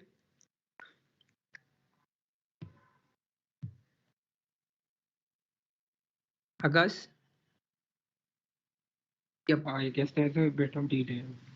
या no worries सो अपन ने ये तो देख लिया कि यार cyber security का overview तो ले लिया कि साइबर क्रिमिनल्स हो या फ्रॉड्स होते हो, तो उसको अगर अपने को सिक्योर करना है इन साइबर अटैक्स को, तब साइबर सिक्योरिटी यूज होती है. इतना तो अपने को क्लियर है फंडा, ठीक है. But there is much more to it. there is not only mobile devices, not only computers, but even servers. जितने भी बड़े बड़े MNCs के कंपनीज के सर्वर्स होते हैं, they can be totally hacked. Electronic systems including all the EV vehicles, they can be hacked. जैसे Tesla, even Tesla and other EV vehicles could be hacked. Networks or any data that is with you, so that is vulnerable, right? And there are many categories into cyber security. जैसे कि information security हो गई, जैसे information technology security हो गई. We'll talk about in next slides. Next. या Sagar. Okay, thank you, Sayam. So myself Sagar Doot from TIT. So basically, now Sayam has given a brief introduction about cybersecurity, but I just wanted to ask you guys that you might have received many messages, spam messages, like click on this link and you'll and share this link to your WhatsApp group or anything, and you'll get something, right? You'll get money or you'll get anything else. So that's the kind of spam link which the hackers which the hackers send it to all their contacts or anonymous people. So at the from the very time being, when you click on this, when you click on that link, your all the data, like your IP address, your latitude and longitude, everything is transferred to them. Now अभी ये तो सोच रहे हो कि IP address वगैरह जाने से क्या होगा, राइट? मतलब बट यही फर्स्ट स्टेप है साइबर मतलब हैकर्स के लिए. Like they look for smallest information कि कहाँ से किसी के बारे में कुछ इन्फो चाहिए. सपोज संयम है, तो संयम, मुझे पता नहीं संयम किधर है, मुझे संयम पे कुछ इन्वेस्टिगेशन करना है, कुछ अटैक करना है. So what I can do is, as a hacker, मैं उसको कुछ ना कुछ भेज दूंगा ऐसे ही. So I'll get its उसका लोकेशन मिल जाएगा, भले ही वो झूठ बोल रहा हो कि वो किधर दूसरी जगह है, but I'll get to know its exact location. So कभी भी if you have ignored that link, whenever you get that like कि click on this link and you'll get jobs and all, तो उस लिंक को अगर if you have ignored that link and you have moved forward, then आप पहले से ही cyber security में हो. So that's the very basic step कि कैसे ये वर्क करता है डिजिटल वर्ल्ड. फिर now the operating system. So if you are interested in cyber security domain and you want to explore more कि cyber security है क्या, so पहले तो आता है prerequisites इनके basically. So operating system is one of the prerequisites. So operating system इधर माने कि suppose if you are a penetration tester or a hacker or anything else, so तुम्हें ethical hacker, okay, so तुम्हें क्या करना है कि किसी भी वेबसाइट पे किसी भी एप्लीकेशन या फिर किसी भी ऑपरेटिंग सिस्टम, दूसरे ऑपरेटिंग सिस्टम के बारे में बग्स निकालना है, तो तुम्हें खुद के पास भी एक अच्छा ऑपरेटिंग सिस्टम लगेगा. तो basically most preferred operating system इधर यहाँ पे रहता है Linux and Mac. Both of them, कि उनमें पहले से ही प्रीरिक्विजिट टूल्स डाउनलोडेड रहते हैं specific Linux distros में. You can also do everything on Windows, but you have to do it but you have to do it manually. So उतना काम अलग से करने से अच्छा तुम पहले से ही जिसमें पहले से ही सब कुछ है, so you can use that. So operating system का knowledge बहुत important है इधर. Then comes the part of networking. Networking is 50% of cyber security. Without networking, अभी मैंने जैसे बोला कि सीएम का आईपी एड्रेस वगैरह मिल जाएगा, तो आईपी एड्रेस रहता क्या है, वहां से चालू करना पड़ता है कि व्हाट इज आईपी एड्रेस. तो आईपी एड्रेस से हमें क्या मिलेगा, what is systems MAC address, ये सब जो है प्रोटोकॉल्स क्या रहते हैं, एचटीटीपी और एचटीटीपीएस, इन दोनों में फर्क क्या है. ये दोनों अगर हम एचटीटीपी साइट पे जाके हम हमारा इन्फो डाल रहे हैं, तो फिर वहां से हमारा इन्फो लीक होगा कि नहीं होगा, एचटीटीपीएस में डालने के बाद क्या होता है. तो ये सब ये जो क्यूरियोसिटी है ना, ये रहनी चाहिए पहले, ये ताकि ये सब सीख लोगे, प्री रिक्विजिट अगर ये कंप्लीट कर लोगे, then you will get more into cyber security. तो फिर बाद में पता चलेगा कि साइबर सिक्योरिटी एक्चुअली है क्या, क्योंकि वो सब cyber security is combination of operating system and networking, ये दोनों का और खुद का भी लॉजिक रहेगा. तो उसके बाद आता है programming. So as I said कि बग्स, जो बग्स है, so what you will find bugs in website, either on website, either on app और ऑन ऑपरेटिंग सिस्टम, राइट. सो ये कभी ना कभी किसी ना किसी लैंग्वेज पे तो बना है, right. Like website like angular, JavaScript, HTML, किसी ना किसी में बना हुआ है. एप्लीकेशन फ्लटर या फिर जावा या कॉटलिन में बना हुआ है. ऑपरेटिंग सिस्टम सी में बना हुआ है, असेंबली में बना हुआ है, राइट. तो अगर तुम्हें पहले से ही इसका नॉलेज है, लाइक कि वो लैंग्वेज का नॉलेज है, so you will be able to read code कि इसने वेबसाइट कैसे बनाई, इसने एप्लीकेशन कैसे बनाया है. So it will be easy for you to find bugs in that specific application. तो अगर कोड रीड करना आ गया तो फिर तुम्हारा आधा काम हो जाता है. देन आगे है सिक्योरिटी अप्रोचेस. सो अभी if you have gone in Google है, बड़े बड़े एमएनसीज है जैसे माइक्रोसॉफ्ट है वगैरह, तो ये भी अभी भी ये भी सिक्योर नहीं है पूरे. अभी भी मतलब ऐसा नहीं है कि ये अनसिक्योर है, बट अभी भी थोड़े बहुत सारे बग्स है जो फाइंड करना मुश्किल है because of their firewalls and all. So whenever you are approaching any website और एनी एप्लीकेशन, तो फिर तुम ना पहले, अगर if you are cyber security enthusiast, तो पहले तुम उस हिसाब से सोचो कि अगर मैं यहाँ पे ये इनपुट डालूंगा तो क्या बैकएंड में क्या चेंज होगा, मुझे क्या रिजल्ट मिल रहा है. तो ये सब ये बेसिक अप्रोच है. इसके बाद आगे बहुत कुछ है. Next slide please. Okay, so this is one of the cyber security analyst. So he has shared the prerequisites, like from where you have to start, then the certifications all. So he has said that I have started from CompTIA A+. तो यहाँ पे ये जो है note down कर लो, अगर course करना है तो ये कोर्स फ्री है, यूट्यूब पे मिल जाएंगे या फिर कहीं ना कहीं दूसरी जगह मिल जाएगा, बट फ्री है ये. तो ये कोर्स जो है CompTIA के पहले ऑपरेटिंग सिस्टम का कोर्स है, फिर security understanding how security works इसका कोर्स है, और नेटवर्किंग का कोर्स है. ठीक है, नेटवर्किंग में भी अभी यहाँ पे एग्जाम्स है, CCNA एंड ऑल. तो ये एक्चुअली ग्लोबल लेवल एग्जाम्स है. If you are interested in networking तो उसमें आप परस्यू कर सकते हो आगे. उसके बाद क्लाउड एंड इसका भी नॉलेज लगता है इधर, cloud and how server work, क्योंकि आधे वेब टेक्नोलॉजीज तो अभी क्लाउड पे ही चलते हैं. सो क्लाउड भी वल्नरेबल रहता है, लाइक AWS वगैरह भी वल्नरेबल रहते हैं. उनका भी नॉलेज लगता है इफ आगे करना है तो, उनमें बग्स निकालना है तो. अभी साइबर सिक्योरिटी के लिए स्पेशल एग्जाम्स रहते हैं, लाइक CH मतलब सर्टिफाइड एथिकल हैकिंग. तो ये एक एग्जाम है. दूसरी है OSCP, OCSP, OCCE. तो ये एग्जाम्स है, ये ग्लोबल लेवल एग्जाम्स है, और इनका सर्टिफिकेशन बहुत मायने रखता है. Like if you are cyber security, अगर तुम्हें साइबर सिक्योरिटी में एज अ करियर आगे परस्यू करना है, तो ये सर्टिफिकेशंस मस्ट नहीं बोल सकता हूँ मैं, बट जरूरी है, लाइक किसी दूसरे कंपनी को बताने के लिए या फिर दूसरे एनालिस्ट को बताने के लिए कि what you have done. So this certification don't tell that you are skilled enough, but इतना तो बता सकते हैं कि तुम्हें बेसिक्स पता है. Next slide.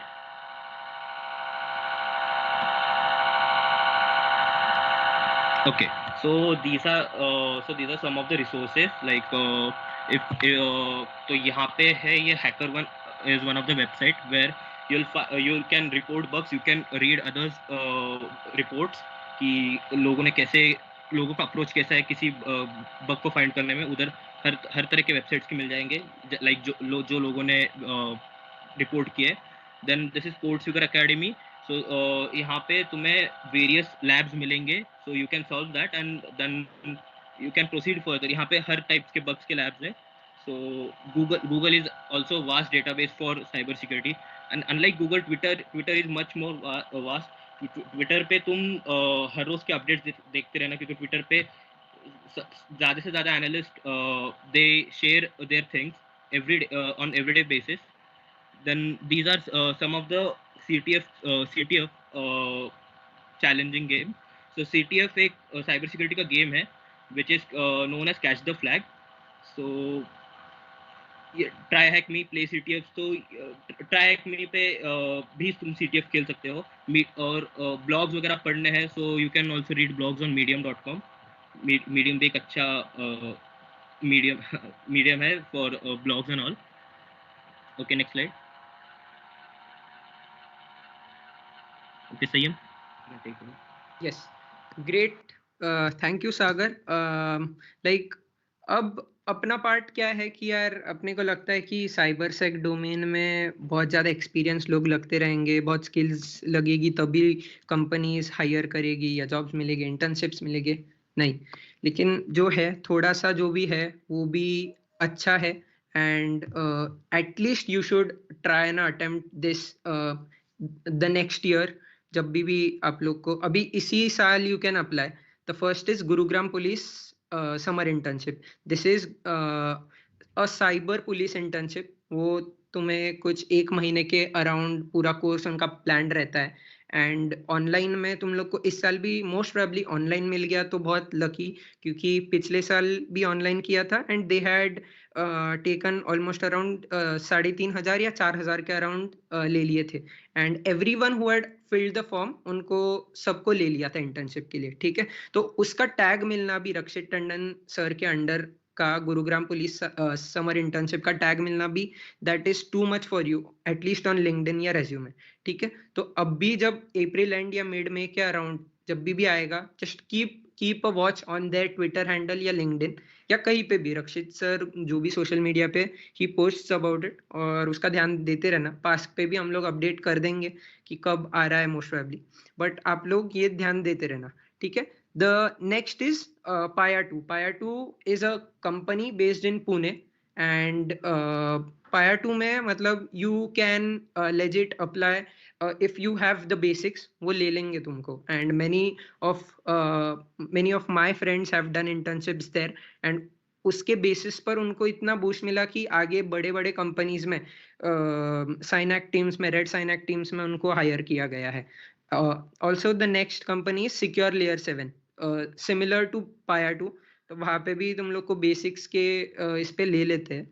तो ट्राई करना कि बेसिक्स जैसे भी हुआ तुम्हारा लिनक्स कमांड्स, नेटवर्किंग स्किल्स, थोड़ा ओएस का स्किल्स प्लस डीबीएमएस का डेटाबेस मैनेजमेंट सिस्टम का थोड़ा नॉलेज हुआ कि ये दोनों कंपनीज में अप्लाई कर देना. भले ही तुम सेकेंड ईयर में हो, थर्ड ईयर में हो, फोर्थ ईयर में हो या ग्रेजुएशन होने के बाद भी, मतलब तुम्हारा रोल समझो सॉफ्टवेयर डेवलपमेंट रोल रहा, फिर भी if you have interest keep looking on these opportunities. तो ये कंपनीज तो हमेशा लेंगे तुमको.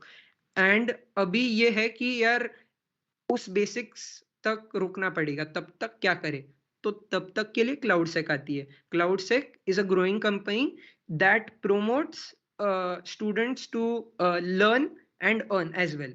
सो उनका प्रोग्राम ही ऐसा है, earn while you learn. And this is specially for cloud security internship program.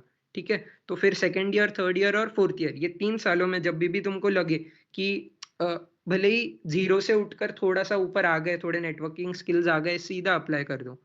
ठीक है, और लास्ट में तो है ही लिंक्डइन, इफेक्टिव है. जस्ट भेज देने का, कनेक्शन रिक्वेस्ट भेज देने का.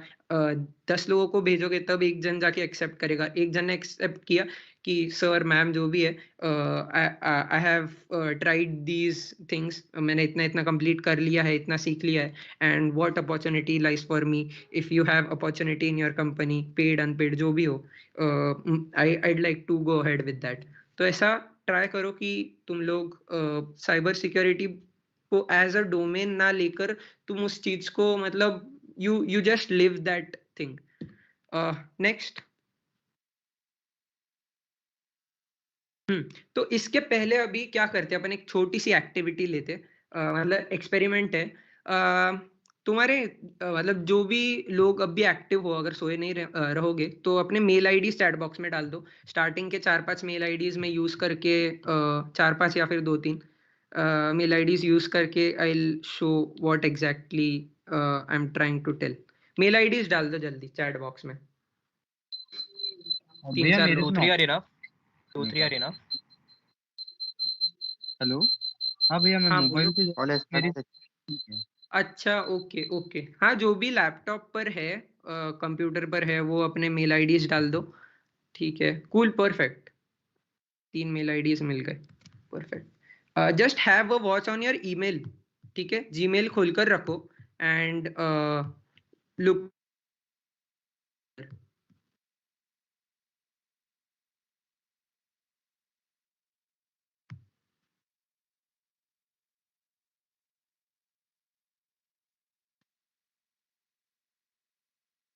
जिन्होंने मेल आईडी दिया है ना वो माइक ऑन करके बोल देना कि कुछ हुआ है कि नहीं हुआ है।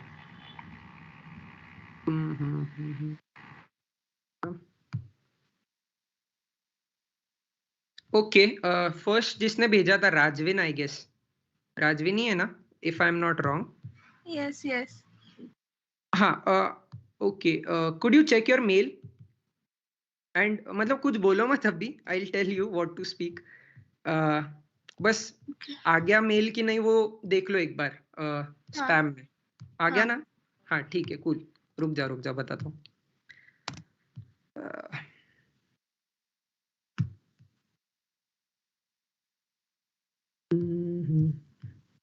Okay. Second, Aman, you can check your mail now. Refresh कर लो and see if you have received in spam.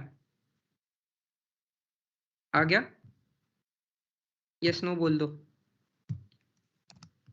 हाँ आ गया। Perfect. And third, बस ये 3 ही लेंगे अपन, इससे ज्यादा नहीं अभी। तीसरा किसका था? Riddhi. Yes. Riddhi, just a second. Cool. You can check your mail ID, refresh कर लो एक बार and let me know if you have received the mail. ठीक है? मिल गया तीनों को? करो अभी अनम्यूट, बोलो फर्स्ट मेल क्या मिला और किसने भेजा, क्या किसने भेजा और किसको मिला ये बता दो। मुझे मिला है। और किसने भेजा? Hello, am I audible? Yes yes. किसने भेजा वो दिख नहीं रहा। नहीं, टू मी और आता है ना, टू और एक सेकंड। मेरा मेल मेरे को खुद को ही आया ऐसा दिखा रहा है। बराबर। तूने भेजा खुद को मेल? नहीं नहीं। ये हाँ कैसे हो गया?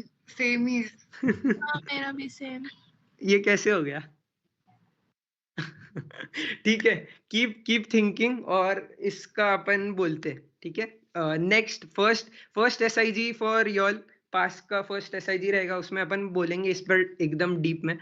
तो फिलहाल के लिए नीड ऑफ द आवर कि यार अब मतलब ये लोग अपने अपने घर पे बैठे हैं ना, मेरे को इनके ईमेल आईडी के पासवर्ड्स मालूम, इनके 2 फैक्टर ऑन रहेंगे, फिर भी ना मैंने कुछ उनसे पासवर्ड मांगा, फिर भी उनका खुद का मेल आईडी उठाकर मैंने खुद को ही मेल भेज दिया उनका, बराबर। तो ये अब ऐसी चीजें तो मतलब वन शॉट पे हो रही है, कुछ टाइम भी नहीं लगा मेरे को। तो that's the importance of cyber security यार। तुम्हारा डेटा तुम्हारे पास, मतलब कितना भी तुम उसको 2 फैक्टर कर लो, 3 फैक्टर कर लो, फिर भी कुछ ना कुछ तो छूटेगा ही बनी।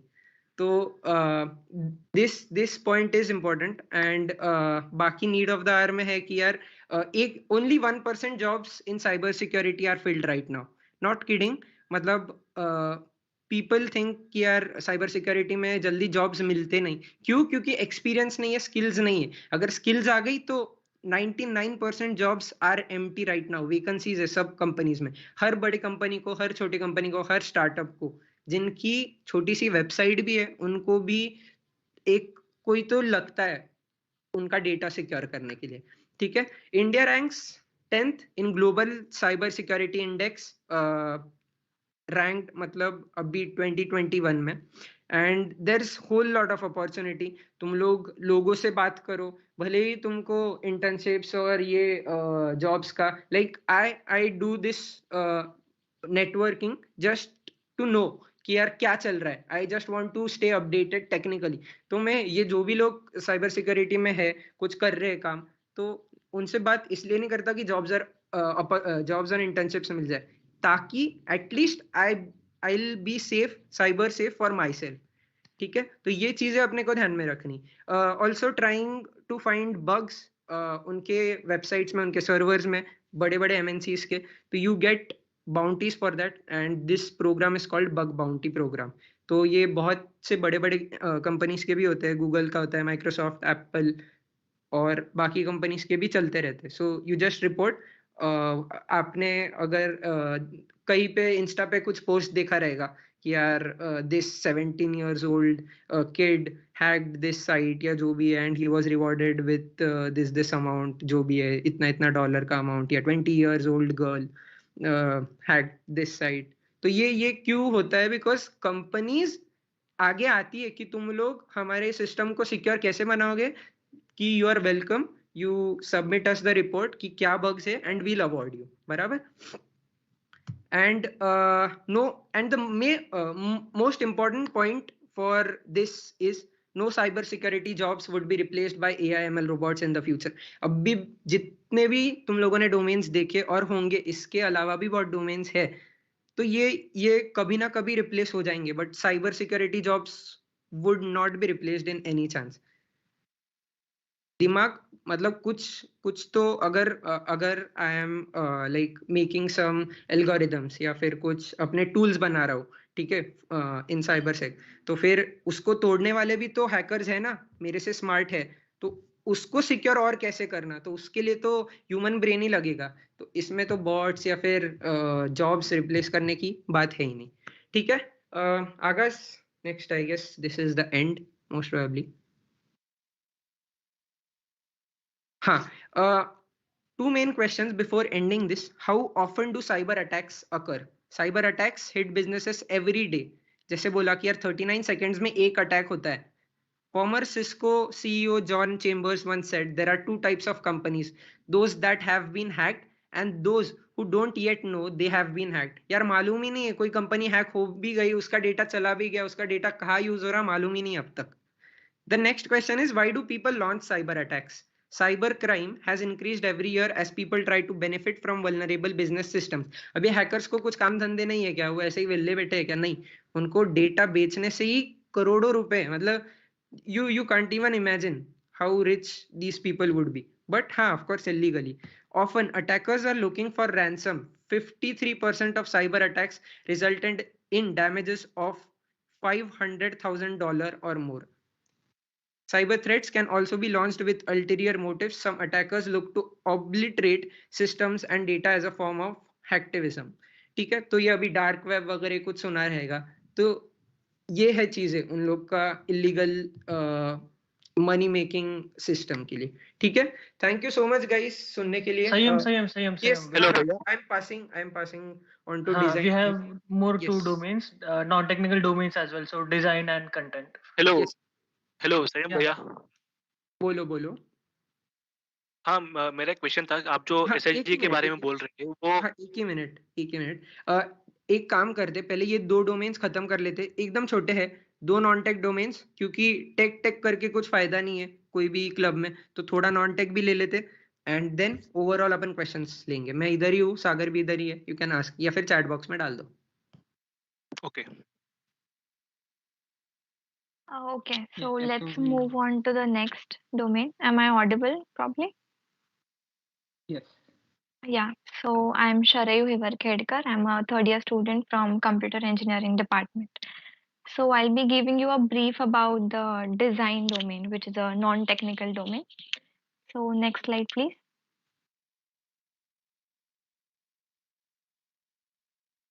Yeah, so basically design is the presentation of any content in an aesthetic manner. So you need to know how to create visual content to communicate messages in a better manner. So we can say in short that design kind of acts like a first impression of anything. Once you see an object or you see the design, you feel like you should open it and check what's there inside. So it's kind of act as a marketing strategy. Plus, it's a better representation of the content you have. So next slide, please. Yeah, so I'll just explain in brief what we do at PASC and mainly in the design domain. So you must have seen that we have been circulating many posters and videos till now, or you can check our Instagram handle or all the various social media handles. So all those posters, videos, and everything, the stories are all made by us. Graphic designing is one of the major emerging and trending skills nowadays. So we do it using graphic designing. The second thing is UI UX designing of the PASC websites and apps. So as you have seen the images of the PASC websites and app which we showed in the previous slides. So what we do is we do the UI UX design first. By the design team makes a proper design and then the web team implements it. So this is how we contribute in one of the tech domains. And then video and editing, and we also conduct design contests. We previously had conducted a lockdown design contest. Yeah, so next slide. Yeah, so a designer's toolkit. So I hope you all must have uh, read these names and seen these logos everywhere: Photoshop, Corel Draw, Canva, Premiere Pro, Adobe Illustrator, Adobe After Effects. So all these softwares are used for graphic designing, video editing, and all of these stuff. So basically, we conduct SIGs and first teach you how you should approach designing, and then come moving forward, we teach you few designing, or we guide you rather than teaching. We guide you how to be perfect in the design principles, whether it be visual hierarchy, page layout, typography, and all of these things. So basically, all these things improve your design ability. And I think that all of these things are very important in each of your projects also. Like for someone to be good at front end designing or front end developer, he or she should be good at the designing part of it. Then only you can nicely plan and implement it in your code. And there are many internship opportunities also available in graphic designing and UI UX designing. You can Google, there are challenges also from uh, like the nice companies also. You can take one for example, like the Microsoft Design Challenge. You can Google and check. They're currently having this challenge. I think the last day to register is something 6th of Feb, 6th of this month. So these are the various challenges, and then these companies check your UI UX designing skills, and then they give you challenges and maybe hire you in the future based on your performance also. So these are few things which you can explore when you learn design. Next slide. Yeah. So how can you start with PASC? So once you join PASC, we will be conducting SIGs for design, and then you will be given various posters to practice, various videos to make, and whatever content or whatever design which go from PASC on the social media handles, you will be given the chance to work on all of those, and then thus you can improve your skills. So I think that's it from my side. We can move on to the next domain. Medha, you can continue. Yeah. Am I audible? Yeah, Medha, you're audible. All right, great. So, hi everyone. I'm Medha Badamikar from TE Computer Engineering, and I'll be giving you a brief about the content team at PASC. Next slide, please.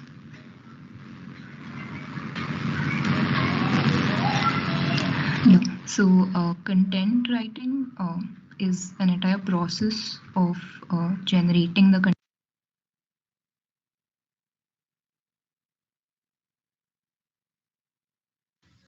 Medha, you're on mute.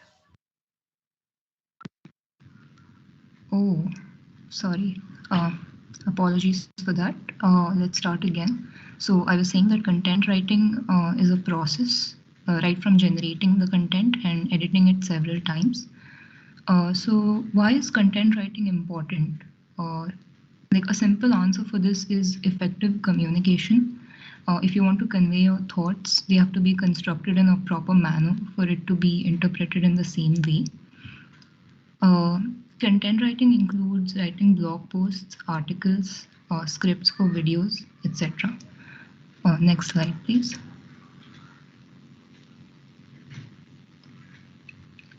Right, so in the PASC content team, we write promotional messages for events. We write content that goes on the websites and apps of PASC, as well as the event websites, that is Pulsion and Radiance. We draft content that goes on social media handles. Apart from this, we also focus on writing formal emails and proposal letters to potential sponsors. We also organize events related to content writing. And yeah, next slide, please.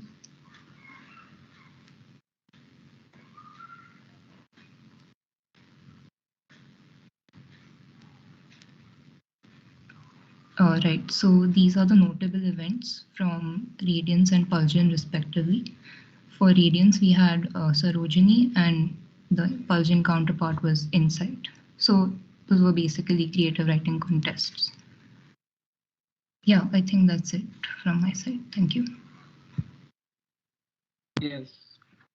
Can you go to the previous slide, please? Okay. Yeah, so one point was missed that was on this slide, that in design we also have these contests like Photoshop Royal and Pixel Perfect, which we conduct in Pulsion and Radiance. So basically it's a graphic designing contest. So we have these in hand with content.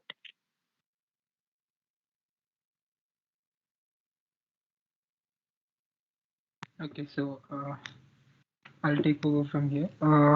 So guys, we talked about all the different domains, tech, non-tech, went into the details of these domains and showed you a roadmap, and what more importantly showed you what we do with these domains in past. So like as you saw, there are some incredible stuff that we are doing at past using these domains, like projects or even contests and various SIGs and stuff. So you get to be a part of all these stuff if you haven't already. So it's we have a registration drive going on, which but the deadline is 7 p.m. So do give a thought and try to register for PASS before deadline. I'm sure that once you join PASS, you'll definitely get to learn a lot about these domains and get to interact with seniors and even your classmates who are currently interested in the same domain as yours. So that's it. So on behalf of the PASS team, I'd like to conclude the session from our side, and we are open to taking some question and answers. Like anything, if you have in mind, you can either unmute yourself or even give it in the chat box. Hello. Yeah, so we'll start with the questions, and just to let you all know, we don't want to extend the session. So who all want to leave, they can leave, and those of you who want to ask questions, they can wait and ask questions. Just a second before everyone leaving, एक snapshot ले लेते हैं, and then maybe others can leave. Yeah, fair enough. Please, like, I request everyone to turn on their cameras.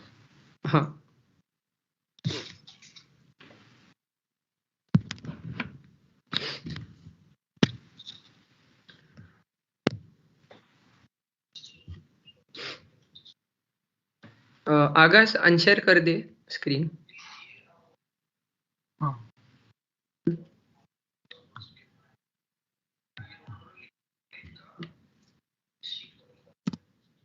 Easy दिख रहा है, feel भी करो और एसेस भी होंगे तुम भी करो, हम सब करो।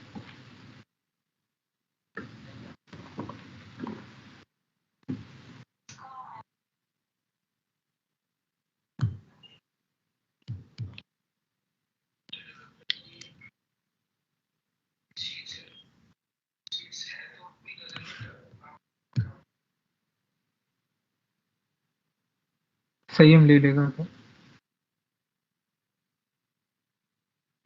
यस ले रहा हूँ।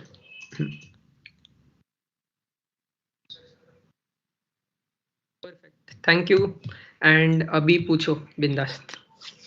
मैं स्क्रीन फिर भी शेयर करके रखता हूँ, कोई पॉइंट पे वापस जाना है तो। यस हेलो यस बोलो। Hello, myself Anu from AC. Hmm. तो मुझे पूछना था कि ब्लॉकचेन के लिए कोई प्री रिक्विजिट है क्या, मतलब ये सीखना चाहिए? ऋत्विज।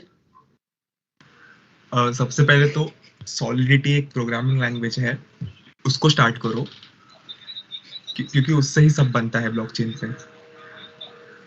So वो you can start. I have some resources. I can share a YouTube playlist with you, which is great.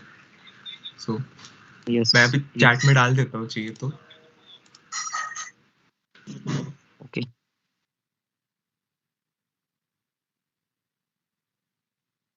Hello hello, आवाज आ रही मेरी? हाँ हाँ संयम बोलो भैया, मुझे आपसे क्वेश्चन था एक। बोलो। हाँ, कि साइबर सिक्योरिटी स्टार्ट करने से पहले कोई डेवलपमेंट वर्क आना चाहिए क्या? मैंडेटरी होता है क्या सब? नहीं। अगर आता है तो कुछ ऐसा कुछ एक फायदा होता मिनट है चाहिए, उसको? आना चाहिए बेसिकली। अच्छा, वेब के लिए अगर इफ नहीं यू आर नहीं, थिंकिंग सबके लिए एप्लीकेशन, अभी तुम्हें एप्लीकेशन में वल्नरेबिलिटीज निकालनी है कोई, तो तुम्हें पता रहना चाहिए कि चल कैसे रहा है वो पहले। मतलब वही बोल रहा था मैं कि जो कोड रिव्यू जो बोल रहा था ना मैं, मतलब वही कि कैसे एप्लीकेशन चल कैसे रहा है, एप्लीकेशन चल तुम फिर बाद में उसके बाद टेस्ट कर सकते हो ना। ओके भाई गो ऑन सेम, और क्या हाँ करना है? स्टिल हाँ अग्रीड, बट अगर नहीं आता है तो भी चलेगा, बिकॉज तुम लोग को स्टार्ट में क्या सीखना है, बस नेटवर्किंग, ओएस के कॉन्सेप्ट, डीबीएमएस के कॉन्सेप्ट। एंड अगर फिर बग्स निकालने हैं तो कहाँ पे निकालोगे तुम? सर्वर्स में, वेबसाइट्स पे, एप्स में। तो उसका वर्किंग तो तुम धीरे धीरे अगर ये स्किल्स भी इम्प्लीमेंट करके मतलब सीखोगे ना तो भी चल जाएगा। इट्स नॉट इम्पोर्टेंट कि तुम पहले वेब सीखो या फिर ऐप सीखो and then you come on to cyber sec. नहीं, तुम अभी से भी स्टार्ट कर सकते हो। एंड प्रोसेस में यार अपने को मालूम है कि वेबसाइट में, अभी अपन कोई वेबसाइट पे गए तो इंस्पेक्ट एलिमेंट कैसे करते आता, इतना इतना तो मालूम है। I am taking an example, ठीक है? तो बाकी चीजें वो ऑटोमेटिक तुम लोग को समझने लगेगी। आया क्या? हुआ क्या क्लियर? Yes yes. और एक क्वेश्चन था कि आप जो एसआईजी लेने वाले हो वो सबके लिए कैसी मेंबर्स के लिए? पास्क मेंबर्स, क्योंकि रजिस्ट्रेशन ड्राइव तो एंड हो जाएगी 7 फरवरी। और कब लेने वाले, कुछ आइडिया? उसका शेड्यूल डाल देंगे हम ज्वाइन लोग। कर लो, देन जो मीट वगैरह में बता देंगे। Okay, thank you. Yes, no problem. Hello, can I ask my doubt? Thank you all for this interesting and informative session. I have a doubt that all the domains discussed here are my branch is IT. So do we have all these domains in my syllabus, or do I have to study or do the courses on the other platforms? IT I वाले will talk about IT. Yeah, I'm also in IT. So what you're saying is syllabus में होता है, you'll find ML, data science, then web का third year में subject आता है. But what I would recommend is college के भरोसे मत करो. Like तुम्हें जो सीखना है, you just like find a way to learn it and course करो या जो भी है. What I'm trying to say is तुमको जो खुद से सीखना है वो you take steps towards this, वो सिलेबस में आने के लिए वेट मत करो. But to answer your question, वो होता है थोड़ा, सिलेबस में भी होता है. And can I explore all these domains in my 4 years of, or do I have to only focus on, can I do only 2 or 3 domains only? So what I would recommend is you start exploring from one domain at a time, and like when you find an interest, you continue with that. Like you don't need to do every domain at the same time. And last question, do I have to spend Vishal? 3 or 4 hours every day for this all extra to adapt all these skills? That depends on you. Like no one can actually answer for you that how many hours you should put. Yeah, like basically, if you have like a better learning capability, then you might be able to do it in like 1 to 2 hours daily. But like if you are like a bit of a slow learner, you might take some long time. Vishal, just answering your previous question कि मतलब सब domains करना है या फिर 2-3 domains पर ही, you yourself will understand this thing कि यार सब domains होंगे ही नहीं, कितना भी कुछ कर लिया तो ये 4 साल में सब domains cover ही नहीं होंगे. फिर एक तो कुछ समझेगा भी नहीं वो डोमेन में, चूज किया थोड़ा सीखा छोड़ दिया, चूज किया थोड़ा सीखा छोड़ दिया, ऐसा हो जाएगा. उससे अच्छा कोई एक आध या 2 डोमेन में माहिर हो जाए तो that will be better, because इससे क्या you will gate internship also, क्योंकि कोई डोमेन में प्रोफिशिएंट हो गए तुम लोग तो सेकेंड ईयर थर्ड ईयर में तुम इंटर्नशिप भी कर सकते हो और आगे जॉब के लिए भी that skill will be beneficial. Thank you so much भैया. No problem. Excuse me. Yep. Hi, I'm Christine from FE. मुझे मतलब वेब डेवलपमेंट के रिलेटेड डाउट था एक कि अभी जैसे मैंने आज यूट्यूब पे एक वीडियो मतलब ऐड देखा था बेसिकली विक्स का वेबसाइट बिल्डर. तो मतलब वेब डेवलपमेंट में अगर ऐसे वेबसाइट बिल्डर्स आते रहेंगे तो स्कोप रहेगा क्या उतना मतलब? हाँ, ये मैं आंसर कर देता हूँ. वो विक्स एक्चुअली क्या होता है, बेसिक बिजनेस वेबसाइट ही बना सकते हो उससे. लाइक जो कंटेंट है वो सिर्फ अलाइन करके बस उतना बना सकते हो विक्स में. और जो एक्चुअल सॉफ्टवेयर रहते हैं पर वो तो हमें खुद ही कोड करना पड़ता है, वो किसी ड्रैग एंड ड्रॉप बिल्डर से नहीं हो पाएगा. तो कॉम्प्लेक्स लॉजिक है वो उससे नहीं बिल्ड हो पाएगा, इसलिए उसका कुछ इतना इफेक्ट नहीं है. वो बस जो कंटेंट डिजाइन है उसके लिए यूज होता है वो. ओके. और एक और डाउट था सनियम भैया, सनियम राइट? संयम, यस गो ऑन. संयम, सॉरी. आपने वो ईमेल का मतलब कैसे किया, मतलब क्या यूज किया एग्जैक्टली? We'll discuss that पास के SIG फर्स्ट SIG में, या फिर you can even like try to find that on your own maybe 1-2 दिन में, और अगर नहीं मिला तो टेक्स्ट बैक, या फिर फर्स्ट SIG में तो वो बोलेंगे इसके बारे में पक्का. Okay, thank you. Yep. जो पास की sir What drive if someone reports us? सकती है. yes, I guess अनुज बोलो. वो जो अपनी पास की ड्राइव चल रही है ना लिंक्स की, तो उसकी लिंक मिल सकती है क्या? ग्रुप पर हो आप, कोई भी इंटरैक्ट ग्रुप पर, पास्क इंटरैक्ट FE? नो. हम में से किसी का नंबर होगा तो तुम DM कर लो. इसको या फिर एसिस को भी. Aditi, please could you add Anuj in any of the groups? उसका नंबर यहाँ पे है या फिर अनुज will put in the chat. एक मिनट. वो एक पोस्टर की स्लाइड लाइक कर सकते हो शेयर, उसमें QR कोड है, वो कर सकते हो स्कैन अभी. हाँ राइट, चैट में लिंक डाली है वैसे. मैं भी लिंक डाल दिया. हाँ, एक इंटरैक्ट ग्रुप की भी लिंक डाल देती हूँ इधर. Perfect. Excuse me. Yes. I had another doubt कि मतलब क्लाउड कैसे स्टार्ट करें फॉर बिगिनर्स? ऋग्वेद. क्लाउड के लिए आई वुड सजेस्ट थोड़ा वेब डेवलपमेंट पहले सीख लो. क्लाउड क्यों लगता है, but to answer that question मैंने खुद से कोर्सेरा से कोर्स किया था AWS का. So Coursera is a really good place to start if you want to do some cloud stuff.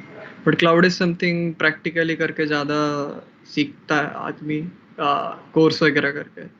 So definitely PASC में भी तुम लोग को अपॉर्चुनिटीज आएंगे बाद में क्लाउड में काम करने का.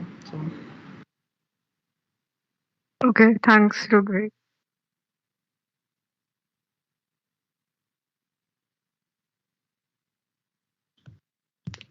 Yes guys, और कुछ doubts है? Hello, am I Yes. audible? Yup. Yeah, I had a doubt कि डिजाइन के इसमें वो UI और UX क्या था, मतलब I didn't got that. Okay, so basically एकदम layman terms में बोले तो firstly तो UI is user interface and UX is user experience. तो UI is basically जो तुमको जो कुछ भी दिखता है स्क्रीन पे या फिर मोबाइल पे वो UI रहता है एंड यूजर एक्सपीरियंस इज तुम जब उसको यूज करते हो तब तुम्हें कैसा मतलब बेसिकली फीडबैक मिल रहा है उससे, लाइक तुम्हें अच्छा लग रहा है वो या गंदा लग रहा है. लाइक बेसिकली अगर कभी कभार ऐसा होता है कि तुम जब कोई टेक्स्ट फील्ड पे एंटर दबाते हो तब वो नेक्स्ट टेक्स्ट फील्ड पे जाता है, तो you are usually use to this and अगर वो नहीं रहा तो फिर तुम्हें थोड़ा सा ऐसा खराब लगता है बेसिकली. तो that is something that is bad UX. I hope this is making sense. Yes, yes. And I had one more doubt कि जब हम मतलब डोमेन्स ये कर रहे एक्सप्लोर कर रहे हैं तो इज इट नेसेसरी कि हमें टेक्निकल से ही स्टार्ट करना है? लाइक मुझे अभी तो डिजाइन में ज्यादा इंटरेस्ट है as compare to other technical clubs, तो sorry domains. So is it okay if I start with design? मतलब वो इंटर्नशिप के लिए हेल्पफुल है या नहीं, या फिर टेक्निकल करना ही पड़ेगा ऐसे? लाइक अगर तुम्हें इंटर्नशिप टेक्निकल डोमेन में करनी तो डेफिनेटली टेक्निकल भी साइड बाय साइड करो.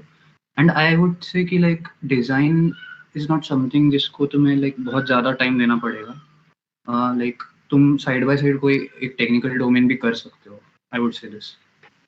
किसी और का कोई ओपिनियन रहेगा तो we can also So share. उसके लिए like अगर आपको okay, so design is something which very less people do क्योंकि obviously थोड़ा हम लोग technical college में ज़्यादा है, but there are like UX UI designers and there are some colleagues I know who are specifically working towards that.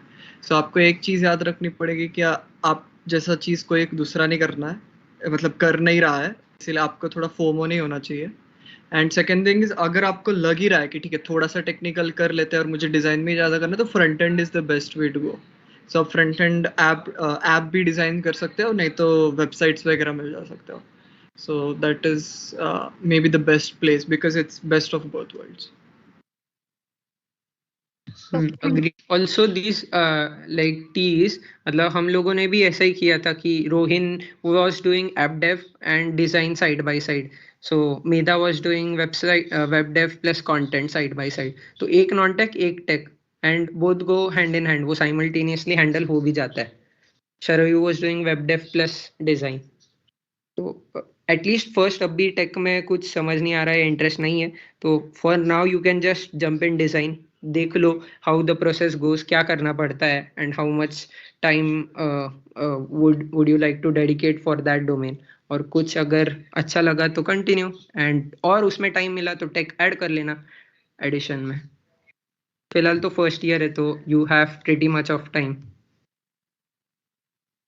I hope that was answered, Ruchita. Yes, I got answer. Thank you very much.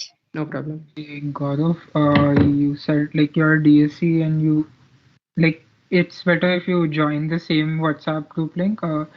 I hope you're talking about that. But if you're talking about the registration link, then it's the same for everyone.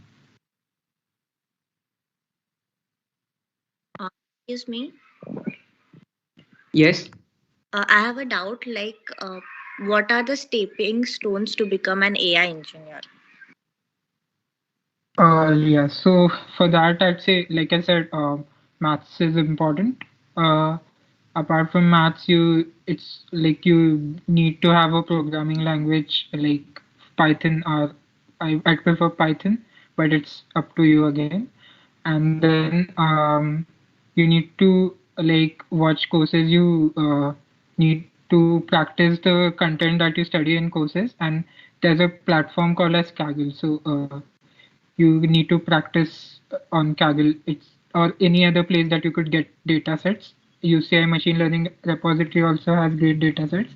So basically like learning and practice, and then you could develop some few projects, and then you will be able to become a good data scientist. And if you're developing projects, then it's I'd recommend you to like go through the entire ML pipeline, starting from the data collection to the model deployment. In this way, you'll like get a feel of what is actually done in this domain in like industries or startups or anywhere. So in this way, like if you follow these steps, then I think you become a good AI engineer. Anyone else, if they want to add So something? I would say once you get some insights and knowledge about all this, you can like uh, participate in contests and hackathons that would like help in like bringing out your skills and all. Okay. And actually, Python has lots of libraries. So, like, which library should I learn? Uh, as in, like it depends. Like all these libraries all have a specific function to them. So If you are usually, yeah. I was just saying, Like, if you are trying to learn from the basics, like if you are new to Python, then start with NumPy and Pandas. They are the basics. And afterwards, when you go ahead, there will be options for Pandas as well. But for now, you can start with NumPy and Pandas, if that's yeah. the question. And for example, there's scikit-learn, which has almost all the machine learning models, which you just load and then you can do whatever you want with them. And like while developing neural networks, there are two options like TensorFlow, Keras, or PyTorch. So they like they follow the same concept, but it's better if you like choose one of them and then follow that only. If you like learn one of them, then it's very easy to adapt to the other. Okay, thank you. Bhaiya, how to start with any programming language? Can you just repeat once? How to start with any programming language, new programming language? Okay, so I would say like firstly get your basics done completely right, like with OOPs and all. Like I hope you know what OOP is, object-oriented programming. Like afterwards, I think like most of the programming languages differ only in syntax. Other concepts are completely same. It shouldn't be a huge difference in like switching from one programming language to another. For now, your first year syllabus would include Python itself. So you need not even worry कि you can learn any language externally. तो syllabus में जितना है Python अच्छे से कर लो. And if you know any other language like before even joining PICT, so you may continue if you like maybe if you know Java या CPP या C. So you can continue exploring that language. या फिर Python तो है ही. Also सब SIGs हर एक language के जो भी है तो वो स्क्रैच से अपन पास्क में लेंगे. ठीक है. तो that would only be for PASC members exclusively, but every SIG would be from scratch. तो वो Python के हो या CPP के हो. ठीक है. I hope that was answered.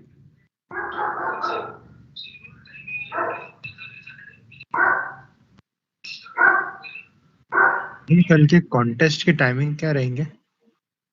उसका आ जाएगा पोस्टर वगैरह फिर सर्कुलेटेड से. हाँ, आज रिलीज होगा सब. Any other questions? पाइथन सीखने के लिए कोई यूट्यूब चैनल अच्छा? पाइथन सीखने के लिए यूट्यूब, अरे तुम SIGs से कर सकते हो. लाइक हमने जो भी SIGs लिए ना उसका रिकॉर्डिंग भी अवेलेबल है. और अगर यूट्यूब चैनल चाहिए तो पाइथन के लिए मैंने तो यूट्यूब से नहीं पढ़ा था, ऑनेस्टली स्पीकिंग. कॉलेज में ही था क्योंकि, और मैंने आर्टिकल से पढ़ा था. एक पाइथन के लिए एक अच्छा कोर्स है यूडेमी पे.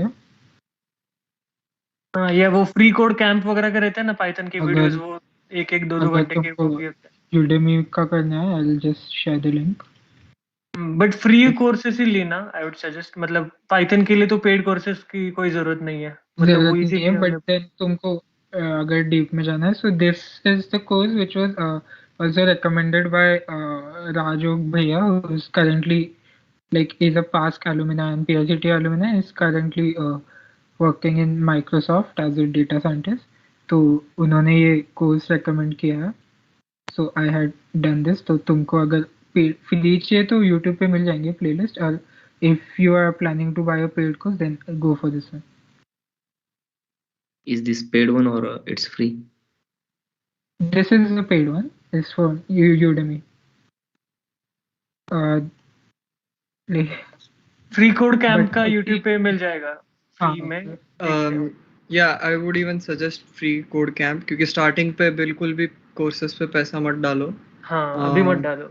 हाँ, बाद में जो एकदम रेप्यूटेड कोर्सेज रहते हैं, मैंने तो I have not paid a single penny for any course, so I would highly advise against. YouTube पे सब मिल जाता है। So if for example if you want to learn Python, go to YouTube, learn from free code camp like Aditya said, and फिर बाद में hacker rank करके एक वेबसाइट है, वहाँ पे जाके उनका पाइथन के प्रॉब्लम्स थोड़े थोड़े सॉल्व कर लो। So there are problems based on Python itself, तो तुम लोग का पाइथन के कंसेप्ट्स अच्छे से यूज तो हो जाएंगे।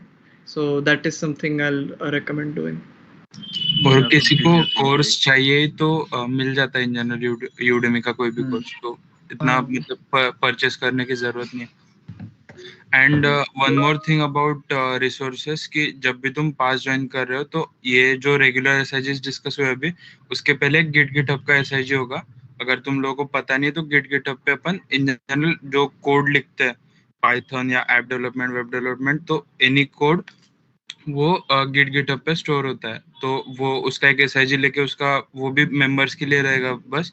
तो उसके बाद हम पास के ऑर्गेनाइजेशन में तुम लोगों को ऐड करेंगे और वो ऑर्गेनाइजेशन पे सब मतलब जितने भी डोमेन्स अभी डिस्कस हुए सबके रिसोर्सेस उधर है, फ्री वाले भी और कोर्सेज का भी सब लिंक वगैरह उधर दिया है। तो तुम लोग जब भी पर्टिकुलर डोमेन स्टार्ट कर रहे हो तुम उसको रेफर कर सकते हो फॉर एनी डोमेन, मतलब जितने भी अभी डिस्कस हुए वो भी और उससे ज्यादा भी 3-4 और डोमेन का उधर सब प्रॉपर बेसिक से दिया हुआ है रोड मैप टाइप। मुझे एक और बोलना था कि